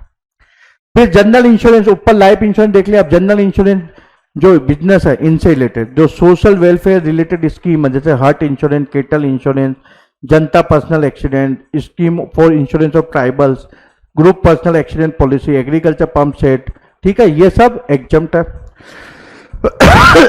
फिर यहां भी लाइफ इंश्योरेंस बिजनेस, जनश्री बीमा योजना, आम आदमी बीमा योजना, लाइफ माइक्रो इंश्योरेंस, यहां याद रखना कि लाइफ माइक्रो इंश्योरेंस में मैंने हाईलाइट भी करके रखा, अगर कवर अप टू 2 लाख है तो वो एग्जम्प्ट है। वरिष्ठ पेंशन बीमा योजना, प्रधानमंत्री जीवन ज्योति बीमा योजना, प्रधानमंत्री जन धन योजना, प्रधानमंत्री वाय वंदन योजना, ये सब एग्जम्प्ट है। लेकिन अगर ये 2 लाख से ज्यादा है तो पूरा अमाउंट टैक्सेबल हो जाएगा, जो भी प्रीमियम इंश्योरेंस कंपनी चार्ज करती है। अब इससे रिलेटेड जो री इंश्योरेंस है, जो भी हमने अभी सीरियल नंबर 3536 में ये देखा 3536, तो उससे रिलेटेड री इंश्योरेंस है, वो भी एग्जम्प्ट। अब री इंश्योरेंस क्या होता है, तो क्या होता है कि नॉर्मली मान लीजिए आप इंश्योर्ड हो, यानी आप कोई चीज का इंश्योरेंस लेते हो इंश्योरेंस कंपनी से, इंश्योरेंस कंपनी क्या करती है, अपने रिस्क को मिटिगेट करने के लिए इसका री इंश्योरेंस ले लेते। तो री इंश्योरेंस की कुछ गिनी चुनी कंपनियां जैसे म्यूनिक री है, स्विस री है, जीआईसी है, उनसे ये री इंश्योरेंस ले लेती है। तो अगर क्लेम आता है तो इनको भी उस क्लेम के अंदर कंट्रीब्यूट करना पड़ता है। तो ये क्या बोल रहा है कि भाई जो सीरियल नंबर 35, 36, 40 है कि इनसे रिलेटेड जो री इंश्योरेंस है वो भी एग्जम्प्ट है, जो री इंश्योरेंस कंपनी से प्रीमियम लेगी वो भी एग्जम्प्ट है। सीरियल नंबर 37 कंट्रीब्यूशन अटल पेंशन योजना, ठीक है, एग्जम्प्ट है। अब ये तो सोशल वेलफेयर स्कीम है। Services by way of collection of contribution under any pension scheme of the state government, ये भी एग्जम्प्ट है। बिजनेस फैसिलिटेटर या बिजनेस करेस्पॉन्डेंट बैंकिंग कंपनी को सर्विसेज प्रोवाइड करता है, किससे रिलेटेड, रूरल एरिया ब्रांच से रिलेटेड, तो वो एग्जम्प्ट है। इंटरमीडिएरी के रूप में वो भी एग्जम्प्ट है। इंश्योरेंस कंपनी को भी सर्विसेज देते हैं रूरल एरिया ब्रांच से रिलेटेड, तो वो एग्जम्प्ट है। अब रूरल एरिया ब्रांच क्या होती है, सीबीआईसी ने क्लियर किया कि भाई जो आरबीआई बोलता है ना ये रूरल एरिया ब्रांच है। अब गवर्नमेंट का गोल क्या है कि भाई फाइनेंशियल इंक्लूजन करना है, तो अब रूरल एरिया में ब्रांचेज ऑपरेट करना मुश्किल होता है, तो ये लोग क्या करते हैं, बैंकिंग कंपनी, इंश्योरेंस कंपनी इनकी मदद लेते हैं, तो ये सर्विसेज प्रोवाइड करते हैं बैंकिंग कंपनी, इंश्योरेंस कंपनी को उसके लिए सर्विस भी कलेक्ट करते हैं उनसे। तो रूरल एरिया ब्रांच से रिलेटेड है तो वो एग्जम्प्ट है। और रूरल एरिया ब्रांच कौन डिसाइड करेगा, आरबीआई की गाइडलाइन। सीरियल नंबर 39A ये टिपिकल एंट्री है, इसमें याद रखना है that services by an intermediary of financial services located in a multi service SEZ with IFSC stated to a customer located outside India for international financial services in currency other than Indian currency. तो Indian currency तो exempt नहीं है, SCZ याद रखना, IFSC status याद रखना, बस इसको याद करने की जरूरत नहीं है, कट कर दो बोले। Serial number 40 services provided to central government, state government, UT, कोई भी इंश्योरेंस स्कीम है जिसका टोटल प्रीमियम इन्होंने पे किया है, इंश्योरेंस कंपनी ने उनको सर्विस दी है, प्रीमियम ये पे कर रहे हैं central government, state government, union territory, तो फिर वो एग्जम्प्ट है। सीरियल नंबर 41 अपफ्रंट अमाउंट अगर पे किया जाता है, लॉन्ग टर्म लीज जो गवर्नमेंट देती है, इंडस्ट्रियल प्लॉट जिसमें स्टेट गवर्नमेंट की जो यूनिट होती है ना, जैसे आपने देखा होगा एमआईडीसी, ठीक है, एमआईडीसी है, रिको है, जीआईडीसी है गुजरात की, तो ये लोग लॉन्ग टर्म लीज पे देते हैं, तो उसके लिए अपफ्रंट अमाउंट लेते हैं, इंडस्ट्रियल डेवलपमेंट हो अपफ्रंट अमाउंट लेते हैं, तो ये अपफ्रंट अमाउंट वो एक साथ में लो, इंस्टॉलमेंट में ले, ठीक है। अब ऐसा भी हो सकता है कि जो वो एंटिटी है उसका स्टेट गवर्नमेंट मिनिमम मतलब 20% और मोर उसका ओनरशिप होना चाहिए, तो ये एग्जम्प्ट है। जो अपफ्रंट अमाउंट है, चाहे वो इमीडिएटली ये पेबल हो या इंस्टॉलमेंट में पेबल हो वो एग्जाम्प्ट है। लेकिन जिस कंडीशन के साथ वो दिया गया, कंडीशन क्या है कि भाई इसका इंडस्ट्रियली यूज होना चाहिए। मान लीजिए आपको बोला कि भाई आप ये मैन्युफैक्चरिंग करोगे, लेकिन आपने क्या किया, जाके वो प्लॉट लिया और रेस्टोरेंट खोल दिया, तो एग्जाम्प्ट नहीं है, क्योंकि जो कंडीशन उन्होंने दी थी, जिस कंडीशन पे, वो कंडीशन आप कंप्लाई विथ नहीं कर रहे हो। इसको फर्दर ट्रांसफर भी किया जाता है। तो स्टेट गवर्नमेंट की जो ये एंटिटी है उसको ध्यान रखना है कि भाई जो कंडीशन है उसी कंडीशन, जितना भी टाइम पीरियड है उसी कंडीशन के हिसाब से काम हो रहा है। कहीं भी अगर कभी भी ये मान लीजिए उस कंडीशन को कंप्लाई विथ नहीं करते, यानी नॉन कंप्लायंस है, तो वो टैक्सेबल हो जाएगा। ठीक है, ये फर्दर सेल भी कर सकते हैं, यानी फर्दर लीज भी कर सकते हैं, तो उस मामले में भी ये कंडीशन एप्लीकेबल होगी। फिर सीरियल नंबर 41A 41B काफी इंटरेस्टिंग है, टीडीआर एफएसआई। तो मैंने आप लोगों को बोला था कि टीडीआर एफएसआई अगर मान लीजिए सीसी के पहले प्लेट बेंचे जाते हैं तो वो टैक्सेबल होते हैं। सीसी मिलने के पहले अगर कंसीडरेशन मिलता है तो सप्लाई ऑफ सर्विसेज वो सब्जेक्ट टू जीएसटी है, तो गवर्नमेंट को जीएसटी मिल रहा है ना, तो उन्होंने क्या किया, TDR FSI long term lease को एग्जम्प्ट कर दिया कि बोला ठीक है डबल टैक्स नहीं लेंगे। लेकिन अगर वो शेड्यूल 3 का है, यानी फ्लैट बिल्डर का बेच रहा है सीसी आने के बाद, तो शेड्यूल 3 पैरा 5 में हो जाएगा, तो गवर्नमेंट को टैक्स नहीं मिलेगा, तो गवर्नमेंट बोलती भैया तो टैक्स भर दे, तो ये एग्जम्प्ट नहीं है टीडीआर एफएसआई। तो गवर्नमेंट, आप लोगों को लगता है कि अरे सर वो नीडर सप्लाई कुछ नो सप्लाई सर्विसेज या फ्लैट वो बाद में बेच रहा है तो गवर्नमेंट को टैक्स नहीं मिलता, तो गवर्नमेंट बोलती ठीक है तू टीडीआर एफएसआई एग्जम्प्ट नहीं, तू टैक्स भर दे। अगर तो जीएसटी भर रहा है, यानी अंडर कंस्ट्रक्शन प्रॉपर्टी है, तो जीएसटी भरना पड़ेगा, तो टीडीआर एफएसआई एग्जम्प्ट कर दिया। और जो शेड्यूल 3 वाला है, यानी आफ्टर सीसी सेल कर रहा है, तो टीडीआर एफएसआई एग्जम्प्ट नहीं है। Serial number 42 services provided by the central government, state government, union territory, local authority by way of allowing a business entity to operate as a telecom service provider, जिसका licence prior to the 1 अप्रैल 2016 है, वो licence पे या spectrum user charges जो पे करता है वो एग्जम्प्ट है। अब ये सीरियल नंबर 43 इन्होंने ऑमिट कर दी, वो क्या थी, लीजिंग ऑफ एसेट, जो इंडियन रेलवे फाइनेंस कॉर्पोरेशन देता था इंडियन रेलवे को, वो ऑमिट कर दी, यानी अब ये टैक्सेबल हो गया है। ओके, क्योंकि ये डिलीट कर दी उन्होंने। फिर आप एंटरप्रीनियरशिप को बढ़ाना है, तो जो इंक्यूबेटी है, जो सर्विसेज प्रोवाइड करता है, जिसका turnover up to 50 lakh rupees in financial year, तो वो एग्जम्प्ट है। अब सीरियल नंबर 45 जो आपको इंटरलिंक करना है लीगल सर्विसेज, जो हमने रिवर्स चार्ज के अंदर देखा था, ठीक है, पिछले चैप्टर में। अब services provided by arbiter tribunal, अगर आर्बिटर ट्रिब्यूनल भी सब्जेक्ट टू रिवर्स चार्ज है, कब है वो सब्जेक्ट टू रिवर्स चार्ज,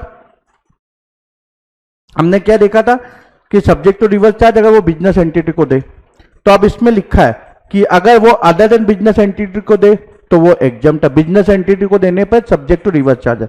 या कोई ऐसी बिजनेस एंटिटी को दे, अब बिजनेस एंटिटी तो मैंने जैसे बोला पाव भाजी वाला भी है, तो वो आर्बिटर ट्रिब्यूनल का एक पाव भाजी वाले ठेले वाले का बाजू से बड़ा पाव वाले ठेले से झगड़ा हो जाता है, तो दोनों डिसाइड करते हैं कि आर्बिटर ट्रिब्यूनल अपॉइंट करते हैं। अब आप लोगों को तो मालूम है कि रिवर्स चार्ज है, दोनों ही बिजनेस एंटिटी है।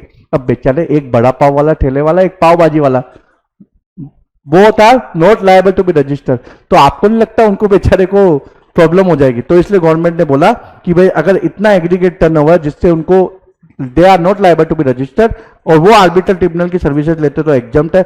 या central government, state government, union territory, local authority, government authority या गवर्नमेंट एंटिटी को दिया गया तो एग्जम्प्ट है। तो ये आर्बिट्रल ट्रिब्यूनल के बारे में हो गया। अब ऐसा ही अगर लीगल सर्विसेज देता है, कौन देता है? पार्टनरशिप फर्म, एडवोकेट और an individual as an advocate other than a senior advocate by way of legal services to any person other than business entity, ठीक है, तो वो एग्जम्प्ट है। भाई बिजनेस एंटिटी के अलावा भी तो वो सर्विसेज देते हैं। तलाक का मुद्दा है पति पत्नी के बीच में, तो वो सर्विसेज दे रहे ना। अब आप बोलोगे सर वो तो बिजनेस एंटिटी नहीं है, चलो एग्जांपल चेंज कर लेते हैं। वो पाव भाजी का ठेला कोई उठा के ले गया म्युनिसिपैलिटी वाला, वो बोलता है तेरे ऊपर पेनल्टी लगा दी 10 लाख रुपए की, अब उसको कोर्ट में फाइट करना, तो उसने एडवोकेट को अपॉइंट किया, तो लीगल सर्विसेज हो गई। बिजनेस एंटिटी वो है ही है, तो सब्जेक्ट टू टैक्स हो गया रिवर्स चार्ज। तो इसमें बोल दिया, पहले तो बोला any person other than business entity, तो वो हमारा हो गया तलाक वाला, ठीक है। अब इसके अलावा अब वो बिजनेस एंटिटी जो aggregate turnover up to such amount है जिसको subject to not liable to be registered, जो अपने पाव भाजी वाला एग्जांपल, तो वो एग्जम्प्ट हो गया। तो अदर देन बिजनेस एंटिटी है, कोई भी लीगल सर्विसेज ले सकता है, तो वो एग्जम्प्ट हो गया। फिर बिजनेस एंटिटी जो लायबल नहीं है, वो भी एग्जाम्प्ट हो गया। अब central government, state government, union territory, local authority, government authority या गवर्नमेंट एंटिटी को देता है तो लीगल सर्विस एडवोकेट तो एग्जाम्प्ट है। इसके अलावा इसमें एक एक्स्ट्रा कर दिया, वो आपस में दे रहे हैं तो भी वो एग्जाम्प्ट है, ठीक है। फिर सीनियर एडवोकेट के लिए भी वही है, any person other than business entity. फिर बिजनेस एंटिटी जिसको रजिस्ट्रेशन नहीं लेना, फिर central government, state government, union territory, local authority, government authority और गवर्नमेंट एंटिटी। फिर वेटरनरी क्लिनिक जो सर्विसेज देता है एनिमल या जो जानवरों के हॉस्पिटल होते हैं, अब उनकी सर्विसेज तो टैक्स सब्जेक्ट टू टैक्स नहीं होना चाहिए, तो इसलिए एग्जाम्प्ट है। फिर central government, state government, union territory या लोकल अथॉरिटी सर्विसेज प्रोवाइड करती है रजिस्ट्रेशन की अंडर एनी लॉ, ठीक है। उस रजिस्ट्रेशन के लिए वो फी लेती है तो वो एग्जाम्प्ट है। टेस्टिंग, कैलिब्रेशन, सेफ्टी चेक और सर्टिफिकेशन रिलेटिंग टू प्रोटेक्शन और सेफ्टी ऑफ वर्कर, कंज्यूमर और public at large including the licence required under any law for the timing force, ये भी एग्जाम्प्ट है, ठीक है। अब इसमें एक सीबीआईसी का सर्कुलर है कि बस जो स्टेट गवर्नमेंट या सीड सर्टिफिकेशन एजेंसी है वो टैक्स अप्लाई करती है। जैसे आपने मान लीजिए वीट के टेस्टिंग के लिए गए, तो वीट है, वीट की टेस्टिंग के लिए आप जाते हो, ठीक है। अब वीट कई कैटेगरी का हो सकता है, जैसे मान लो वीट की वो बोलते कि ए कैटेगरी है, बी कैटेगरी है, सी कैटेगरी है, तो ए बी सी कैटेगराइज वो करते हैं टेस्टिंग के बाद। उसके बाद वो टैक्स अप्लाई करते हैं कि जो ये वीट है उसको आप लेबल बोल दो, टैग का मतलब वो लेबल, तो लेबल प्रोवाइड करते हैं कि ये ए लेवल का है, ये बी लेवल का, सी लेवल का, मान लो वो आप बोरी के ऊपर लगा सकते हो, तो अब उसके लिए वो एक्स्ट्रा चार्ज करते हैं। तो क्वेश्चन ये आया था कि क्या ये एग्जाम्प्ट है कि भाई जो वो लेबल दे रहे, जो सीट टैग ये टैग दे रहे वो एग्जाम्प्ट है कि टैक्सेबल है। तो सीबीआईसी ने बोला कि वो ये कंपोजिट सप्लाई है, पहले तो वो टेस्टिंग करेंगे, उसके बाद अब मान लो वो एक कैटेगरी है तो वो बोलते लेबल भी दे दो, लेबल दे दिया उन्होंने, बेसिक टैग दे दिया, तो ये कंपोजिट सप्लाई है तो इसलिए ये एग्जाम्प्ट होगा। लेकिन ये हो सकता है जो जो एजेंसीज है गवर्नमेंट की वो इसको प्रिंट करवा के लेती है, तो जो बंदा प्रिंटिंग प्रेस वाला प्रिंट करके दे रहा है उसके लिए ये सब्जेक्ट टू जीएसटी, उसके लिए एग्जाम्प्ट नहीं है। लेकिन ये जो सर्विसेज दे रहे हैं जिसमें ये लेबल भी देते हैं वो एग्जाम्प्ट है। Serial number 47A, services by way of licensing, registration, analysis और testing of food sample supplied by the food safety and standard authority of India, जो एफएसएसएआई है उसकी सर्विसेज वो एग्जाम्प्ट है। फिर टैक्सेबल सर्विसेज प्रोवाइडेड और to be provided by technology business incubator और science and technology entrepreneurship park, ये exempt है, इतना ही याद रखना है। अब जो सर्विसेज न्यूज, ये न्यूज से रिलेटेड जो सर्विसेज होती है कौन देता है भाई, इंडिपेंडेंट जर्नलिस्ट देता है या पीटीआई या यूएनआई देता है। आप अखबार में देखोगे यूएनआई, पीटीआई या इंडिपेंडेंट जर्नलिस्ट, तो उनकी सर्विसेज एग्जाम्प्ट है। सीरियल नंबर 50, पब्लिक लाइब्रेरी जिससे आप किराए पे ये पब्लिकेशन ले सकते हो, बुक्स ले सकते हो, वो भी एग्जाम्प्ट है। अब जो जीएसटी की, जो आपको मालूम है जीएसटी में झमेले काफी है, सब कुछ ऑनलाइन है, तो उसके लिए क्या है, जीएसटीएन नेटवर्क है जो central government, state government, union territory को सर्विसेज देता है फॉर इंप्लीमेंटेशन ऑफ जीएसटी, तो वो उसके लिए चार्ज करता है उनसे, तो वो एग्जाम्प्ट है। Serial number 52, services by an organiser to any person in respect of a business exhibition held outside India. Germany में एक एग्जीबिशन है, यहाँ का बंदा सर्विस प्रोवाइड करता है कि भाई वहां एग्जीबिशन में पार्टिसिपेट कर तो ठीक है, तो वो सर्विसेज एग्जाम्प्ट है। Serial number 53, services by way of sponsorship of sporting event, जो नॉर्मली नेशनल स्पोर्ट फेडरेशन ये सब जो करते हैं, इंटर यूनिवर्सिटी ये सब जो होती है, ये स्पॉन्सरशिप जो इवेंट होते हैं उसके लिए स्पॉन्सरशिप की जाती है, तो वो एग्जाम्प्ट है। अब आपको ये इंटरलिंक करना है कि भाई जो स्पॉन्सरशिप सर्विसेज है बॉडी कॉर्पोरेट या पार्टनरशिप लेती है, ठीक है, तो ये बेसिकली रेसिपिएंट है, तो सब्जेक्ट टू रिवर्स चार्ज है। लेकिन अगर ये स्पॉन्सरशिप इनसे रिलेटेड है, जैसे नेशनल स्पोर्ट फेडरेशन मतलब नेशनल हॉकी चैंपियनशिप है, ठीक है, या रणजी ट्रॉफी ये सब है, इंटर यूनिवर्सिटी जो टूर्नामेंट होते हैं उसके लिए स्पॉन्सरशिप ली जाती है, तो वो एग्जाम्प्ट है, तो उसमें रिवर्स चार्ज की बात नहीं आएगी। सीरियल नंबर 53 है, services by way of fumigation in a warehouse of agriculture produce, कीड़े वीड़े नहीं लगे तो इसके लिए फ्यूमिगेशन होता है, ठीक है, तो वो जो सर्विसेज होती है वो एग्जाम्प्ट है। अब सीरियल नंबर 54 जो इंपॉर्टेंट भी है, बेसिकली एग्रीकल्चर प्रोड्यूस से रिलेटेड, तो services relating to cultivation of plant and rearing of all life forms of animal except the rearing of horses, for food, fiber, fuel, raw material or other similar product or agriculture produced by way of. तो cultivation of plant including rearing of all forms, all life forms of animal. तो जैसे मुर्गी पालन, मछली पालन, ये भी basically agriculture produce है और एग्जम्प्ट है. लेकिन हॉर्स की जो रेडिंग है, नॉर्मली जो हॉर्स की रेडिंग है वो घुड़सवारी ये सब के लिए की जाती है, तो वो एग्जम्प्ट नहीं है. उसके अलावा जैसे मुर्गी पालन, मछली पालन, वो भी उसकी सर्विसेज भी एग्जम्प्ट है.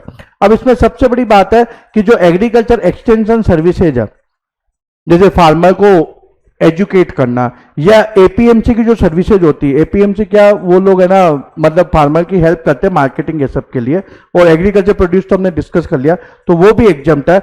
अब इन जो फार्मर है उसको जैसे फार्म लेबर सप्लाई किया जाता है या ट्रैक्टर ऐसा दिया जाता है या लैंड उसको किराए पे दी जाती है, तो वो भी एग्जम्प्ट है. ये यहां क्लियर है. जैसे supply of farm labour exempt, agriculture operation directly relating to a production of any agriculture produce including cultivation, harvesting, threshing, plant protection और testing, tending, pruning, cutting, harvesting, drying, cleaning, trimming, ये सब जो की जाती है agriculture produce से related, sun drying, वो भी एग्जम्प्ट है. रेंटिंग और लीजिंग ऑफ एग्रो मशीनरी और vacant land, agro machinery vacant land rent pay देना, तो रेंट का जो चार्जेज होगा वो भी एग्जम्प्ट है. लोडिंग, अनलोडिंग, पैकिंग, स्टोरेज और warehouse of agriculture produce, पहले जो हमने देखा था वो राइस से रिलेटेड था, अब ये एग्रीकल्चर प्रोड्यूस से रिलेटेड जो लोडिंग, अनलोडिंग, पैकिंग, स्टोरेज और वेयर हाउसिंग है वो भी एग्जम्प्ट है. राइस से रिलेटेड भी सेपरेट एंट्री है जो हमने पहले देखी थी, वो एग्जम्प्ट है. ठीक है, यहां देखिए सीरियल नंबर 24 में दिया हुआ है. ठीक है, तो ये एग्रीकल्चर प्रोड्यूस के लिए. इसके अलावा एग्रीकल्चर एक्सटेंशन सर्विसेज बेसिकली जो फार्मर को एजुकेशन ये सब दी जाती है, जैसे भाई तू ऐसा ये बीज यूज करेगा तो अच्छी फार्मिंग होगी, ये टेक्निक यूज करेगा, तो वो भी एग्जम्प्ट है. सर्विसेज बाय एनी एपीएमसी जो बेसिकली सेल और परचेज करती है और कमीशन चार्ज करती है, तो कमीशन एजेंट जो सर्विसेज प्रोवाइड करता है वो एग्जम्प्ट है. ठीक है, तो फार्मर आके कमीशन एजेंट के थ्रू अपना माल बेचता है, उसके लिए कमीशन जो चार्ज करता है कमीशन एजेंट, ठीक है, एग्रीकल्चर प्रोड्यूस से रिलेटेड, वो एग्जम्प्ट है. Services by way of fumigation in a warehouse of agriculture produce, ये भी एग्जम्प्ट है. अब ये डुप्लीकेशन है, ये एंट्री यहां भी है प्रोविजन और यहां अलग से भी दी गई है. ठीक है, इसके अलावा जो ये बोलता है कि भाई लोडिंग, अनलोडिंग, पैकिंग, स्टोरेज और warehousing of agriculture produce is nil, ये हम लोग को मालूम है. तो अब ये टीएसएफ क्या प्रोसेस प्रोडक्ट है, तो ये बोलते हैं, सीबीआईसी बोल रहा है कि भाई ये एग्जम्पशन नहीं है, इस पे टीडीएस, ये इस पे जीएसटी लगेगा. लेकिन बाद में इन्होंने सीरियल नंबर 24B बाद में इंसर्ट किया. 24B के अंदर इन्होंने बोला, क्या बोला कि अगर स्टोरेज और warehousing of sellers purchase fruit, nut and vegetables है, ये बीटल लीव्स है सबकी, तो ये एग्जम्प्ट है, कॉफी टी से रिलेटेड. ठीक है, तो वेयर हाउसिंग इससे रिलेटेड एग्जम्प्ट है. लेकिन जो अनलोडिंग लोडिंग है वो सब नहीं है, तो ये आपको ध्यान रखना. फिर सीरियल नंबर 55, अब इनसे रिलेटेड इंटरमीडिएट प्रोडक्शन प्रोसेस है, तो वो भी एग्जम्प्ट है. Milling of paddy into rice is not eligible for exemption. Milling of paddy क्या होता है, तो जो नॉर्मली जो राइस होता है उसके ऊपर कवर होता है, तो उस कवर को उतारना, तो वो सर्विसेज अगर प्रोवाइड की जाती है तो वो टैक्सेबल एग्जम्प्ट नहीं है. Serial number 55A, artificial insemination of livestock is exempt other than wholesale, यानी होलसेल्स की टैक्सेबल है. स्लॉटरिंग ऑफ एनिमल वो एग्जम्प्ट है. Serial number 57, services by way of pre conditioning, pre cooling, ripening, waxing, retail packing, labelling of fruit and vegetable which do not alter और change the essential characteristics of the set fruit और vegetable exempt है. जैसे कि आपने देखा होगा grapes सब के ऊपर भी लिखा जाता है, या मैंगोज के ऊपर भी ब्रांडिंग की जाती है. ठीक है, लेबलिंग ये सब की जाती है. एप्पल के ऊपर वाशिंगटन एप्पल, तो वो सब सर्विसेज भी एग्जम्प्ट है. राइपनिंग की, वैक्सिंग की, ये सब सर्विसेज भी एग्जम्प्ट है. लेकिन उसकी कंडीशन है कि भाई उसका जो मेन कैरेक्टरिस्टिक है वो चेंज नहीं होना चाहिए, यानी उस प्रोडक्ट को आप उसी नाम से जानना चाहिए. एप्पल के ऊपर वाशिंगटन एप्पल कर दो, या एप्पल थोड़ा कच्चा उसको पकाओ, राइपनिंग, तो वो एप्पल एप्पल ही रहेगा. आप उसको नेम चेंज नहीं करोगे, मतलब वो बोलोगे एप्पल है, बाद में भी आप एप्पल बोलोगे. रो बनाना है, ठीक है, उसको राइपनिंग किया, पका हुआ बनाना आ गया, लेकिन बनाना बना नहीं रहा. ठीक है, तो ये सर्विसेज एग्जम्प्ट है. Serial number 58, services provided by the national centre for cold chain development exempt है. अब एग्रीकल्चर प्रोड्यूस के लिए ये सब जरूरत है ना, नहीं तो एग्रीकल्चर का जो प्रोड्यूस है वो खराब हो जाएगा, तो इसलिए ये भी एग्जम्प्ट है. फॉरेन डिप्लोमेटिक मिशन जो लोकेटेड इन इंडिया वो सर्विसेज प्रोवाइड करता है, वो एग्जम्प्ट है. रिलीजियस पिलग्रिमेज से रिलेटेड जो सर्विसेज दी जाती है, जैसे हज यात्रा है सब, तो वो एग्जम्प्ट है. फिर सेंट्रल गवर्नमेंट, स्टेट गवर्नमेंट मान लीजिए passport, visa, driving licence, birth certificate, death certificate जो इश्यू करती है उसके लिए चार्ज करती है। आप पासपोर्ट अप्लाई करोगे तो आपसे चार्ज किया जाएगा, ड्राइविंग लाइसेंस अप्लाई करते हो तो आपके से चार्ज किया जाता है, तो वो सर्विसेज एग्जम्प्ट है। इसके बाद सीरियल नंबर 61A नया है, नया इंसर्शन है। तो services by way of granting national permit to a goods carriage to operate throughout India, वो एग्जम्प्ट है। फिर serial number 62 services provided by the central government, central government, state government, union territory ने कोई contract दिया। अब जो बंदे ने टाइम पे काम करना था लेकिन उसने टाइम पे काम नहीं किया तो गवर्नमेंट ने उससे पेनल्टी वसूल की, ठीक है, या लिक्विडेटेड डैमेजेस वसूल की, तो ये किसको मिलेगा? सेंट्रल गवर्नमेंट ये सबको ये पेनल्टी ये सब मिलेगी, ठीक है। तो सर्विस कौन प्रोवाइड कर रहा है? जिसको मिलती है, तो सेंट्रल गवर्नमेंट ये सर्विसेज दे रही है, ठीक है। Contractor, they are suppose to pay contractor, उन्होंने रोड कंस्ट्रक्शन का काम दिया कि भाई ये तेरे को 6 महीने में कंप्लीट करनी है, उसने 6 महीने में कंप्लीट नहीं की तो एग्रीमेंट में लिखा है, कॉन्ट्रैक्ट में लिखा है कि भाई तेरे को पेनल्टी पे करनी है, तो उन्होंने पेनल्टी पे की गवर्नमेंट को, तो पैसा किसको मिल रहा है? गवर्नमेंट को। तो इसलिए गवर्नमेंट ने सर्विस प्रोवाइड की, तो ये not subject to GST, basically ये गवर्नमेंट की कंसिडरेशन है। इसके अलावा जो central government, state government, union territory, local authority by way of assignment of right to use देती है natural resources to an individual farmer for cultivation of plant and rearing of all life forms of animal except the rearing of horses, तो ये भी क्या है? Exempt है, ठीक है। इंडिविजुअल फार्मर, याद रखो इंडिविजुअल फार्मर के लिए। इसके बाद इन्होंने क्या बोला? To use any natural resources, उसमें डेट टाइम फ्रेम है 1 अप्रैल, तो वो भी एग्जम्प्ट है। फिर हमने कस्टम में पढ़ा है कि भाई आपको वर्किंग डे के अंदर, वर्किंग टाइम के अंदर भी लोडिंग अनलोडिंग का काम होगा, करेक्ट। कस्टम डिपार्टमेंट उसी टाइम में काम करेगा, लेकिन बाद में उन्होंने ये भी बोला कि भाई तुम लोग अगर नोटिस देते हो, चार्जेस पे करते हो एक्स्ट्रा, तो हम लोग तुम लोग को बाद में भी सर्विस देंगे, वर्किंग आवर्स के बाद या नॉन वर्किंग डे है तो उस दिन भी देंगे, तो उसके लिए वो merchant over time charges charge करते हैं, तो वो एग्जम्प्ट है गवर्नमेंट की रेवेन्यू। आरटीआई के अंदर हम लोग जो 10 रुपए पे करते हैं, इंफॉर्मेशन लेते हैं, वो टैक्स एग्जम्प्ट है। ईआरसीसी, ठीक है, स्टेट गवर्नमेंट टू ईआरसीसी जो सर्विसेज प्रोवाइड की जाती है वो एग्जम्प्ट है। अब ईआरसीसी अगर मैं इस रिवीजन लेक्चर में समझाने जाऊंगा तो काफी लंबा चौड़ा हो जाएगा। आपका मेरा एक वीडियो अपलोड है, वो देख लो पब्लिक डोमेन में, और आपने एक बार वो वीडियो देख लिया तो ये आपको सीरियल नंबर ये मतलब 65 भी याद नहीं करना पड़ेगा, तो एक बार देख लो, फिर आपको केवल ईआरसीसी टर्म याद करना। अगर क्वेश्चन आ जाता है तो वो आपको केवल वो कंसेप्ट आपने समझ लिया ईआरसीसी का, तो वो आप आंसर कर पाओगे। फिर सीरियल नंबर 66 एजुकेशन, तो बहुत इंपॉर्टेंट है। अब आपको ये याद रखना कि एजुकेशनल इंस्टीट्यूशन है कौन, तो एजुकेशनल इंस्टीट्यूशन में इन्होंने क्या बोला है कि भैया pre school education and education up to higher secondary school और equivalent to up to 12th बोल दो हम लोग इसको, ठीक है। फिर जो कॉलेज वॉलेज की है, कॉलेज सीएस जो लॉ से रिकॉग्नाइज है। इसके अलावा अब वोकेशनल एजुकेशन कोर्सेज भी, आईटीआई, ये सब भाई आप लोगों को केवल फॉर्मल एजुकेशन के अलावा कम से कम ये एम्प्लॉयबिलिटी वाली एजुकेशन भी लेनी चाहिए वोकेशनल कोर्सेज की, तो ये तीनों क्या है? एजुकेशनल इंस्टीट्यूशन है, ठीक है, अप टू 12th। फिर जो कॉलेज, आईसीआई, आईसीएसआई, फिर आईटीआई, ये सब है, ठीक है। अब इसको आपको ये ध्यान रखना है कि जो सर्विसेज है, जो एग्जाम्शन है, इसको इन्होंने 3 पार्ट के अंदर सेग्रीगेट किया। सबसे पहले क्लोज है, तो ये सर्विस कौन प्रोवाइड कर रहा है? Services provided by an educational institution to इस स्टूडेंट, फैकल्टी एंड स्टाफ। तो यहां डायरेक्टली एजुकेशनल इंस्टीट्यूशन जो तीनों है वो सर्विस प्रोवाइड कर रहे हैं। कोई भी तरह की जो सर्विस है वो स्टूडेंट को प्रोवाइड कर रहे हैं, फैकल्टी को कर रहे हैं, स्टाफ को कर रहे हैं, तो ये एग्जम्प्ट है, ठीक है। ये कोई भी सर्विसेज प्रोवाइड कर रहे हैं तो वो एग्जम्प्ट है। अब यहां क्या डबल है? By an educational institution by way of conduct of entrance examination against consideration in the form of entrance fee. तो ये एंट्रेंस एग्जामिनेशन की सर्विसेज प्रोवाइड करते हैं, तो एग्जामिनेशन के लिए वो फी कलेक्ट करते हैं, ठीक है, तो वो भी एग्जम्प्ट है। यहां दोनों जगह कौन सर्विसेज प्रोवाइड कर रहा है? Educational institution. अब इन्होंने गवर्नमेंट ने ये भी क्लेरिफाई कर दिया कि भाई ये जो एजुकेशनल इंस्टीट्यूशन है इसमें सीबीएसई बोर्ड और जो स्टेट बोर्ड है वो भी शामिल होंगे, होने चाहिए ना। जैसे स्टेट बोर्ड है वो एग्जाम लेता है 10th और 12th के, या सीबीएसई लेती है ना, तो वो लोग फी कलेक्ट करते हैं, एग्जाम फी। अब एजुकेशनल इंस्टीट्यूशन की डेफिनेशन में वो डायरेक्टली आ नहीं रहते, तो इन्होंने क्लेरिफाई करके सीबीएसई ने बोला कि भाई जो एजुकेशनल बोर्ड है, ठीक है, जो एग्जाम लेना जिनका काम है, चाहे वो स्टेट बोर्ड हो या सीबीएसई हो, वो शामिल होंगे। तो यानी कि वो जो सर्विसेज प्रोवाइड कर रहे हैं एग्जाम की, उसके लिए वो क्या होता है? फीस लेते हैं तो वो भी एग्जम्प्ट है। तो यहां क्या दोनों के अंदर क्लोज ए डबल ए के अंदर educational institution including board is providing the services, लेकिन यहां बी के अंदर क्या है, यहां एजुकेशनल इंस्टीट्यूशन सर्विसेज ले रहा है दूसरे वेंडर से।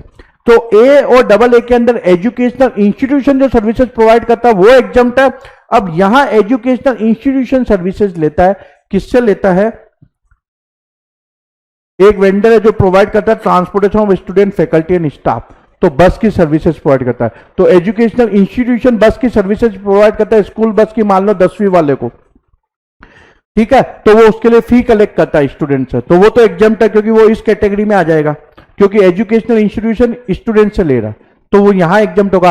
अब वही जो बस की सर्विस है वो आउटसोर्स कर देता है किसी वेंडर को, तो वेंडर स्कूल को चार्ज करता है और स्कूल स्टूडेंट को चार्ज करता है, तो स्कूल जो स्टूडेंट को चार्ज करता है वो यहां एग्जम्प्ट है, और जो वेंडर स्कूल को चार्ज करेगा वो यहां एग्जम्प्ट है, ठीक है। फिर catering including any mid day meal, तो वो भी एग्जम्प्ट है, तो वो किसी से मिड डे मील लेता है और स्टूडेंट को प्रोवाइड करता है, तो वो एग्जम्प्ट है। सिक्योरिटी और क्लीनिंग और हाउसकीपिंग सर्विसेज उसने आउटसोर्स कर लिए, खुद का स्टाफ नहीं रख के उसने एक एजेंसी हायर की कि तू भाई मेरे को सिक्योरिटी सर्विसेज दे, हाउसकीपिंग दे, स्कूल वाला बोलता है, तो वो एग्जम्प्ट है। तो हाउसकीपिंग वाला जो भी चार्ज करेगा, जो भी कॉन्ट्रैक्ट वैल्यू होगी वो भी एग्जम्प्ट है। Services relating to admission to और conduct of examination by such institution exempt है। ऑनलाइन एजुकेशनल जर्नल और पीरियोडिकल की वो सर्विसेज ले रहा है एजुकेशनल इंस्टीट्यूशन, तो एग्जम्प्ट है। अब नीचे आके प्रोविजन बोलता है कि फर्स्ट सेकंड थर्ड जो ये हमने पढ़ा था, ट्रांसपोर्टेशन केटरिंग सिक्योरिटी, ये एग्जम्प्ट है। अगर किसको दिया गया, प्री स्कूल एजुकेशन है, education up to higher secondary को दिया गया, तो ये एग्जम्प्ट है। इसके अलावा किसी और को दिया गया, मान लो कॉलेज को दिया गया ये सर्विसेज, तो ये एग्जम्प्ट नहीं है, तो ये एग्जम्प्ट नहीं है। बस की सर्विसेज प्रोवाइड की गई कॉलेज स्टूडेंट को, तो कॉलेज वाले स्टूडेंट को जो प्रोवाइड करता है बस की सर्विसेज, उसके लिए जो फी लेता है वो तो एग्जम्प्ट है, लेकिन कॉलेज वाले ने वो आउटसोर्स कर दी तो वो एग्जम्प्ट नहीं है, लेकिन वही स्कूल है तो एग्जम्प्ट है, ठीक है। और जो ऑनलाइन जर्नल की है वो ये बोलता है कि भैया प्री स्कूल को लागू नहीं होगी, ITI वालों को लागू नहीं होगी। तो अगर वो ऑनलाइन जर्नल ये सबको सब्सक्राइब करते हैं, उनसे चार्जेस लिए जाते हैं, तो वो सब्जेक्ट टू GST है। अब इसमें एक सर्कुलर ये भी आया कि भाई मान लीजिए बोर्डिंग स्कूल है, तो बोर्डिंग स्कूल क्या करती है भाई, एजुकेशन प्रोवाइड करती है, उसके अलावा लॉजिंग बोर्डिंग भी देती है। तो लॉजिंग बोर्डिंग देती है तो क्या वो एग्जम्प्ट होगा, तो CBSE ने बोला बहुत कंपोजिट सप्लाई है, और प्रिंसिपल सप्लाई क्या है, एजुकेशन, तो एजुकेशन एग्जम्प्ट है, तो इसलिए लॉजिंग बोर्डिंग भी एग्जम्प्ट होगी। लेकिन अगर कोई मान लीजिए वो उसके पेरेंट्स मिलने आते हैं, उसके लिए टेम्पररी एकोमोडेशन अरेंज किया गया पेरेंट्स के लिए, तो वो एग्जम्प्ट नहीं होगी। वो सीरियल नंबर आपको 14 याद रखना, वो अप टू 1000 एग्जम्प्ट होगी, अदरवाइज वो चार्जेज होगी, ठीक है। तो टेम्पररी एकोमोडेशन, और उसके बाद प्राइवेट ट्यूशन या कोई ऐसी डिग्री है जो लॉ से रिकॉग्नाइज नहीं है, जैसे फॉरेन यूनिवर्सिटी कोई दे रही है, तो वो टैक्सेबल होगी, ओके। अब IIM MBA की डिग्री देता है, तो वो क्या एजुकेशनल इंस्टीट्यूशन में आएगा, तो यस, CBSE ने क्लेरिफाई कर दिया कि भाई उसके बाद जो अमेंडमेंट एक्ट पास किया उसके हिसाब से वो एजुकेशनल इंस्टीट्यूशन है, तो IIM जो फीस चार्ज करता है MBA की डिग्री के लिए वो एग्जम्प्ट होगी। लेकिन IIM इसके अलावा सर्टिफिकेट भी देता है, 1 महीने का सर्टिफिकेट। फैमिली बिजनेस कैसे आप करोगे, अच्छी तरह से मैनेज कैसे करोगे, तो उसके लिए वो 1 मंथ का शॉर्ट ड्यूरेशन कोर्सेज अरेंज करता है, उसके लिए वो 1 लाख रुपए चार्ज करेगा, that is subject to GST, okay, वो एग्जम्प्ट नहीं है। इसके अलावा अब CBSE ने ये भी क्लेरिफाई कर दिया कि जो आंगनवाड़ी ये सब की सर्विसेज है, ओके, वो भी एग्जम्प्ट है। फिर CBSE ने बोला कि भाई जो सेंट्रल बोर्ड या स्टेट बोर्ड, हमने अभी क्या देखा कि भाई वो एग्जामिनेशन कंडक्ट करेंगे, वो एजुकेशनल इंस्टीट्यूशन का लिमिटेड पर्पज के लिए है, तो वो जो एग्जाम फीस चार्ज करते हैं वो एग्जम्प्ट है, ठीक है। इसके अलावा वो इनपुट सर्विसेज लेते हैं, भाई वो एग्जाम कंडक्ट करने के लिए जो लेते हैं, ठीक है, ऑनलाइन टेस्टिंग ये सब, वो भी एग्जम्प्ट है, ओके। लेकिन वो बोर्ड मान लो किसी इंस्टीट्यूट को एक्रेडिटेशन कि भाई ये हमारे द्वारा मान्यता प्राप्त है, उसके लिए कोई फी चार्ज करते हैं कि भाई तेरे को मान्यता देने के लिए बोर्ड चार्ज करता है, तो वो सब्जेक्ट टू GST 18%। फिर serial number 68, services provided to a recognised sport body. अब ये किसकी सर्विसेज लेते हैं, an individual as a player, referee, umpire, coach और team manager. for participating in a sporting event organized by a recognized sport body exempt another recognized sport body। तो ये इनसे एक दूसरे को देते हैं रिकॉग्नाइज स्पोर्ट बॉडी एक दूसरे को, तो वो एग्जाम्प्ट है। जो individual player, referee, okay, coach, umpire जो सर्विसेज देता है रिकॉग्नाइज स्पोर्ट बॉडी को, जैसे बीसीसीआई, विराट कोहली ये सबको पेमेंट करते तभी तो वो इंडिया के लिए खेलता है, तो वो एग्जाम्प्ट होगा। लेकिन लेकिन लेकिन आईपीएल के लिए खेलता है तो वो एग्जाम्प्ट नहीं होगा, उनको करोड़ों की जो मिलती है वो सब्जेक्ट टू जीएसटी। ठीक है, ठीक है, ये ध्यान रखना। अब इंडिया में अनएम्प्लॉयमेंट काफी है, तो जैसे इसके लिए गवर्नमेंट ने क्या किया, sector skill council, national NSDC ये सब स्थापित किया, जो बेसिकली कोर्सेज प्रोवाइड करती है जो अनएम्प्लॉय बंदे होते हैं उनको। ऐसे जीएसटी का भी कोर्स है 100 आवर्स का, तो जो बीकॉम पास है सब वो 100 आवर्स का कोर्स लो, जीएसटी के रिटर्न विटर्न कैसे फाइल होते हैं, तो उसमें क्या होता है कि गवर्नमेंट उसको फ्री में सर्विस प्रोवाइड करती है। ठीक है, तो वो जो सर्विसेज होती है वो एग्जाम्प्ट है। इसके अलावा जो असेसमेंट एजेंसी भी होती है, ट्रेनिंग पार्टनर होता है, उन सब की सर्विसेज एग्जाम्प्ट है। अब इसके लिए असेसिंग बॉडीज भी होगी, वो भी चार्ज करेगी स्किल डेवलपमेंट के लिए, तो वो भी एग्जाम्प्ट है। दीन दयाल उपाध्याय ग्रामीण कौशल योजना ये भी एग्जाम्प्ट है। तो ये सब तो आपको याद हो जाएगा, एनएसडीसी, स्किल काउंसिल या दीन दयाल उपाध्याय योजना, ये सब एग्जाम्प्ट है। फिर services provided to the central government, state government, union territory administration under any training programme for which 75% और मोर और the total expenditure is borne by the central government, तो ये भी एग्जाम्प्ट है। अब इसमें ये भी क्लियर हुआ कि एनजीओ जो सर्विसेज देती है, स्कॉलरशिप फॉर स्टूडेंट विद डिसएबिलिटीज, जिसका टोटल एक्सपेंडिचर ये बॉन्ड कर रहे हैं, तो ये भी एग्जाम्प्ट है, गवर्नमेंट बेसिकली बॉन्ड कर रही है।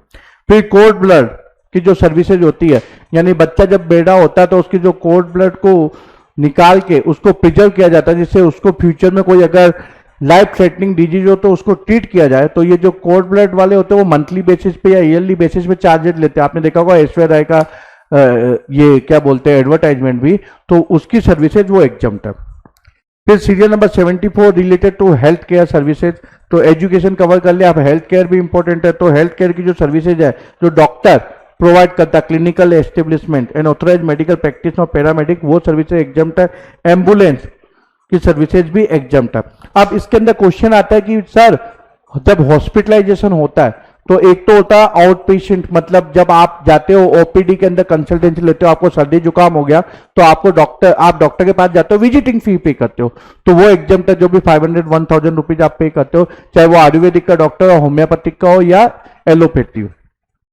अब मान लीजिए किसी को सीरियस डिजीज हो गई, हार्ट का ऑपरेशन करना, तो वो एडमिट होता है, तो हॉस्पिटल वाला क्या करता है, डॉक्टर चार्जेस लेता है, ऑपरेशन थिएटर चार्जेस लेता है, ठीक है, और जो खाने पीने का होता है, नर्सिंग चार्जेस सब कुछ लेता है, तो वो पूरा का पूरा बिल जो वो चार्ज करता है हॉस्पिटल वाला वो एग्जाम्प्ट है।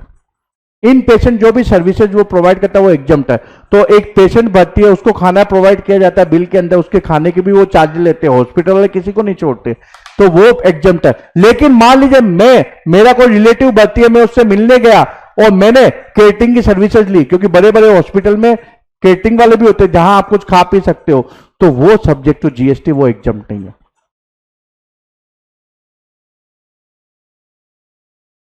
ठीक है, तो हॉस्पिटल वाला जो चार्ज करेगा पेशेंट को वो तो टैक्सेबल है, वो तो एग्जाम्प्ट है, लेकिन जो केटर प्रोवाइड कर रहा है वो सब्जेक्ट टू जीएसटी है। अब इसके बाद एक क्वेश्चन आया था सीबीआईसी के सामने। अब नॉर्मली जो ये हॉस्पिटल वाले हैं वो क्या करते हैं, जो ये डॉक्टर्स होते हैं उनको बेसिकली कमीशन या प्रोफेशनल बेसिस पे अपॉइंट करते हैं कि तेरे को मान लीजिए ऑपरेशन का हम लोग 1 लाख रुपीज चार्ज करेंगे हॉस्पिटल वाला किसी पर्टिकुलर ऑपरेशन का, तो 50% डॉक्टर को मिलेगा। ठीक है, तो अब वो डॉक्टर को जो मिलेगा वो सब्जेक्ट टू जीएसटी है क्या डॉक्टर को जीएसटी पे करना पड़ेगा? तो सीबीआईसी ने बोला नहीं, तो डॉक्टर एम्प्लॉय है तो सवाल ही नहीं है, क्योंकि वो पैरा 1 शेड्यूल 3 में कवर हो जाएगा। अगर डॉक्टर प्रोफेशनल बेसिस पे काम करता है, मरीज जो पे करता है वो सब्जेक्ट टू जीएसटी नहीं है, ओके, और उसके बाद हॉस्पिटल जो डॉक्टर को पे करेगा वो भी सब्जेक्ट टू जीएसटी नहीं है। तो रूम रेंट ये सब कोई भी चीज सब्जेक्ट टू जीएसटी नहीं है। जो भी इन पेशेंट पे करता है, चाहे वो रूम रेंट के बीच में करे, नर्सिंग चार्जेस के लिए पे करे, केटरिंग के लिए, वो सब कुछ एग्जम्प्ट है। अब आप लोगों ने देखा होगा कि काफी जो पिछड़े हुए स्टेट है, या आजकल तो डेवलप स्टेट भी दे रहा है कि एम्बुलेंस, आप एक नंबर पे कॉल करोगे तो एम्बुलेंस सर्विसेज दी जाएगी विलेज सब में। तो उन लोग ने, जो स्टेट गवर्नमेंट ने क्या किया, इसको आउटसोर्स कर दिया है किसी को, ओके, तो किसी कॉन्ट्रैक्टर को आउटसोर्स कर दिया। तो वो कॉन्ट्रैक्टर पेशेंट को लेके जाएगा हॉस्पिटल, उसको पे नहीं करना पेशेंट को, वो ये पैसा किससे वसूल करेगा? स्टेट गवर्नमेंट से। ठीक है, तो पेशेंट के लिए फ्री है। तो आप क्वेश्चन सीबीआईसी के सामने आए कि ये क्या एग्जम्प्ट होगा क्या? तो सीबीआईसी ने बोला ये एग्जम्प्ट यहां नहीं होगा सीरियल नंबर 74 में, क्योंकि यहां तो पेशेंट को सर्विस देनी है, यहां पेशेंट को तो सर्विस दिया लेकिन स्टेट गवर्नमेंट से वसूल कर रहा है, पेशेंट पे नहीं कर रहा है। तो बोला यहां नहीं होगा, लेकिन वो सीरियल नंबर 3 या 3 है जो हमने देखा ना, pure services provided to central government, state government, या प्योर सर्विसेज या कंपोज सर्विसेज, तो उसके अंदर जाके वो एग्जम्प्ट हो सकता है। यहां एग्जम्प्ट नहीं होगा लेकिन सीरियल नंबर 74। फिर 74A रिहेबिलिटेशन प्रोफेशनल। अब आदमी के बहुत ऐसी खतरनाक बीमारी की बाद में उसको ठीक करने के बाद रिहेबिलिटेशन की भी सर्विसेज लेनी पड़ती है, तो वो सर्विसेज भी एग्जम्प्ट है। फिर अब ये जो हॉस्पिटल वाले हैं, क्लिनिकल एस्टेब्लिशमेंट है, ऑपरेशन किया तो स्किन ये सब लॉस होता, ब्लड लॉस होता, तो उसको बायोमेडिकल वेस्ट बोलते हैं। तो बायोमेडिकल वेस्ट को आप केवल ऐसे रास्ते पे नहीं फेंक सकते, उसको ट्रीट करके फेंकना पड़ता है। तो उसकी जो सर्विसेज है बायोमेडिकल वेस्ट ट्रीटमेंट की सर्विसेज, वो भी टैक्स एग्जम्प्ट है। Serial number 76 services by way of public convenience, जो सुलभ शौचालय ये सब है वो भी एग्जम्प्ट है। जो वॉशरूम लेबोरेटरी की सर्विसेज देते हैं ना, वो एग्जम्प्ट है।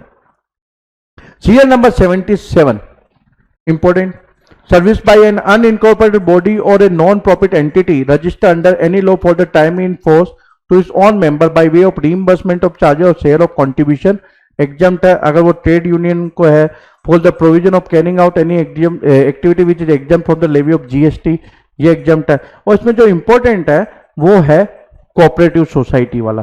तो अगर कोऑपरेटिव सोसाइटी ये सब जो है, हाउसिंग सोसाइटी जिसको हम लोग आरडब्ल्यूए भी बोलते हैं, बड़ी बड़ी सिटी के अंदर अगर आप फ्लैट ऑन करते हो तो आपको मेंटेनेंस चार्जेस पे करने पड़ते हैं। तो ये मेंटेनेंस चार्जेस अगर up to 7,500 rupees per month है तो ये एग्जम्प्ट है।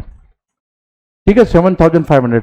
लेकिन मान लीजिए जो वो सोसाइटी है वो 12 फ्लैट की है, 12 फ्लैट की है और हर फ्लैट ओनर 10,000 रुपये पर मंथ पे करता है, तो आप बोलोगे ये एग्जम्प्ट नहीं है। नहीं, एग्जम्प्ट नहीं है। लेकिन 10,000 पर मंथ, वो 12 महीने कितना पे करेगा? 1,20,000। और मैंने कितना बोला, फ्लैट ओनर कितने? 12। तो जो सोसाइटी उसका कलेक्शन कितना हुआ? 14,40,000। 14,40,000 ही हुआ। तो उसको लेना है क्या? रजिस्ट्रेशन नहीं लेना। तो अगर 20 लाख या उससे कम है तो चाहे मोर देन रुपीज 7,500 पे करे या 7,500 से कम पे करे या ज्यादा पे करे, दोनों ही एग्जम्प्ट हो जाएगा, क्योंकि सोसाइटी को रजिस्ट्रेशन नहीं लेना। अब ये क्वेश्चन कब आया? जब जीएसटी इंप्लीमेंट हुआ कि जीएसटी की फैमिली की बिजनेस की डेफिनेशन में कोऑपरेटिव सोसाइटी की जो ये सर्विसेज है वो शामिल हो जाती है, तो सब्जेक्ट टू जीएसटी हो जाता था। पहले ये प्रॉब्लम नहीं थी, तो इसलिए उन्होंने क्या किया कि भाई यहां जाके बोला 7,500 रुपीज तक का मेंटेनेंस आपका पर मंथ, तो वो एग्जम्प्ट है। लेकिन अगर सोसाइटी छोटी है, 20 लाख से ज्यादा एग्रीगेट टर्नओवर ही नहीं हो रहा, तो बोले चाहे बंदा ज्यादा पे करे, 7,500 से ज्यादा पे करे या कम पे करे, दोनों ही एग्जम्प्ट हो जाएगा। लेकिन अगर टर्नओवर रेजिडेंशियल वेलफेयर एसोसिएशन का ज्यादा 20 लाख से, तो उसको रजिस्ट्रेशन लेना है, टैक्स पे करना है। जो बंदे 7,500 या उससे कम पे करेंगे वो एग्जम्पशन उनको मिलेगा, जो ज्यादा पे करेंगे उनके ऊपर जीएसटी लगेगा। ठीक है, अब सीबीआईसी के सामने एक क्वेश्चन आया कि भाई इसको आईटीसी मिलेगा, क्योंकि रेजिडेंशियल वेलफेयर सोसाइटी क्या करती है, बेसिकली उनका इनकम नहीं होती, ये जो मेंटेनेंस चार्जेस करते हैं वो लोग क्या होते हैं, सर्विसेज प्रोवाइड करने के लिए मेंटेनेंस के रूप में लेती है, वो बेसिकली मेंटेन करने के लिए होता है, वो प्रॉफिट के लिए उसको स्थापित नहीं किया जाता। तो अब बात ये थी कि basically it is in the form, you can say in other way it is in the form of reimbursement, but it is difficult to correct, that's why they charge basically fix amount monthly basis. तो क्या वो input tax credit ले सकती है, जैसे उन्होंने generator खरीदा, water pump खरीदा, जिससे कि वो सप्लाई सब कर पा रहे, या लिफ्ट है उसको मेंटेन किया, क्योंकि लिफ्ट कॉमन एम्यूनिटीज में आ जाती है, ये सब मेंटेन चार्जेस उसके लिए लिए जाते हैं, कॉमन इलेक्ट्रिसिटी चार्जेस है सब, तो वो इनपुट सर्विस ले सकती है। तो बोले कि यस ले सकती है। फिर क्वेश्चन आया कि भाई अगर मान लीजिए किसी बंदे के 2 फ्लैट है और वो दोनों फ्लैटों का दे रहा है 6,000 पर मंथ, तो अब टोटल कितना हो गया, 2 फ्लैट है तो वो 12,000 पर मंथ पे कर रहा है। अब ये जो प्रोविजन बोलता है 7,500 तक एग्जम्प्ट है, तो क्या इसको एग्जम्पशन मिलेगा? तो सीबीआईसी ने बोला ये ओनर वाइज नहीं है, फ्लैट वाइज है, क्योंकि उसके पास 2 फ्लैट है, वो 6,000 रुपये पर मंथ पे कर रहा है, तो दोनों ही एग्जाम्प्ट होगा। तो ये ऑनर वाइज नहीं है, फ्लैट वाइज है 7,500। फिर एक क्वेश्चन हो रहा है सीबीआईसी के सामने, मान लीजिए 9,000 है पर मंथ मेंटेनेंस, तो पूरा 9,000 टैक्सेबल होगा कि माइनस 7,500 करके 1,500 ही टैक्सेबल होगा। तो मैंने एक बार बोला जैसे 7,500 क्रॉस किया 7,501, तो entire amount is subject to GST, तो पूरा 9,000 सब्जेक्ट टू जीएसटी। फिर सीरियल नंबर 77 है, services provided by an unincorporated body और a non profit entity registered under any law for the timing in force, जो ये अपने मेंबर्स को services देते हैं ना, जैसे activity relating to the welfare of industry और एग्रीकल्चर, लेबर और commerce, promotion of trade commerce, जिसका बेसिकली क्या है 1,000 rupees per member per year है, तो ये एग्जम्प्ट है। फिर सीरियल नंबर 78, ये आईसीआई को काफी पसंद है। आप जो आईसीआई के सैंपल एमसीक्यू आए थे 3-4 साल पहले, उसमें काफी क्वेश्चन है इससे रिलेटेड। तो services by an artist by way of performance in folk और classical art form, music, dance, theatre, ठीक है, इफ कंसिडरेशन उसका क्या है 1,50,000 रुपीज तक है, तो वो एग्जम्प्ट है। तो आपको ये याद रखना है कि music, dance, theatre, performance in folk और classical art, consideration is up to 1,50,000 exempt. इससे ज्यादा है तो पूरा अमाउंट टैक्सेबल है। अगर मान लीजिए हेमा मालिनी कथक करती है, उसको 1,00,000 रुपए मिलते तो एग्जम्प्ट है। हेमा मालिनी लक्स का एडवर्टाइजमेंट करती है, ब्रांड एम्बेसडर है, उसमें उसको 1,00,000 मिलते हो, तो that is subject to GST, ठीक है। Serial number 79, museum, national park, wildlife के अंदर हम जाते हैं, टिकट खरीदते हैं जू के अंदर, तो वो टिकट जो एडमिशन भी याद करो कि बिजनेस की डेफिनेशन में शामिल है, तो सब्जेक्ट टू जीएसटी। तो यहाँ गवर्नमेंट ने एग्जाम कर दिया कि जो आप एडमिशन के लिए जो टिकट खरीदते हो, चाहे वो 100 की हो 500 की हो, वो एग्जाम है।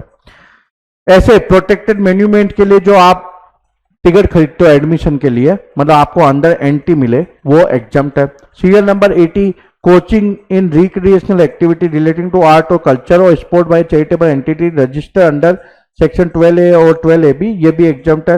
Serial number 81, right to admission. अब यहाँ किसके लिए टिकट खरीद रहे हो, सर्कस, डांस, थिएटिकल, मतलब जो थिएटर का जो होता है performance, award function, concert, pageant, musical performance और any sporting event other than recognize sporting event, recognizing sporting event, planetarium, अगर उसकी जो एडमिशन प्राइस है, एडमिशन टिकट की जो प्राइस है वो अप टू 500 रुपीज है, तो वो एग्जाम्प्ट है। 500 रुपीज के ऊपर है तो टैक्सेबल है। तो आईपीएल भी नोट रिकॉग्नाइज में आ जाता है,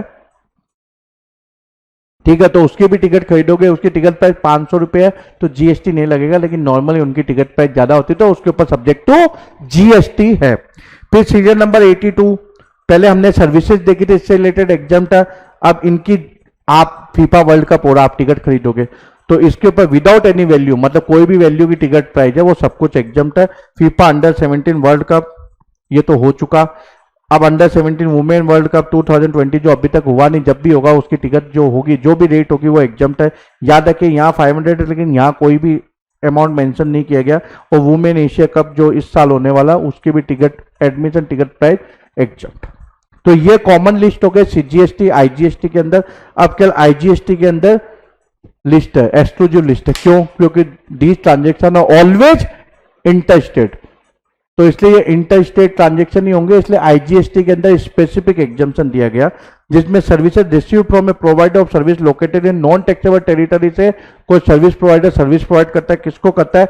central government, state government, union territory, local authority, governmental authority और an individual relation to any purpose other than commerce, industry और एनी अदर बिजनेस और profession entity register under section 12A of the income tax act for any purpose of providing charitable activity, या इसके अलावा online educational journal और periodical जो provide की जाती है, मान लो कॉलेज को, याद रखिए कॉलेज वाले ने ली तो ये एग्जाम्प्ट है।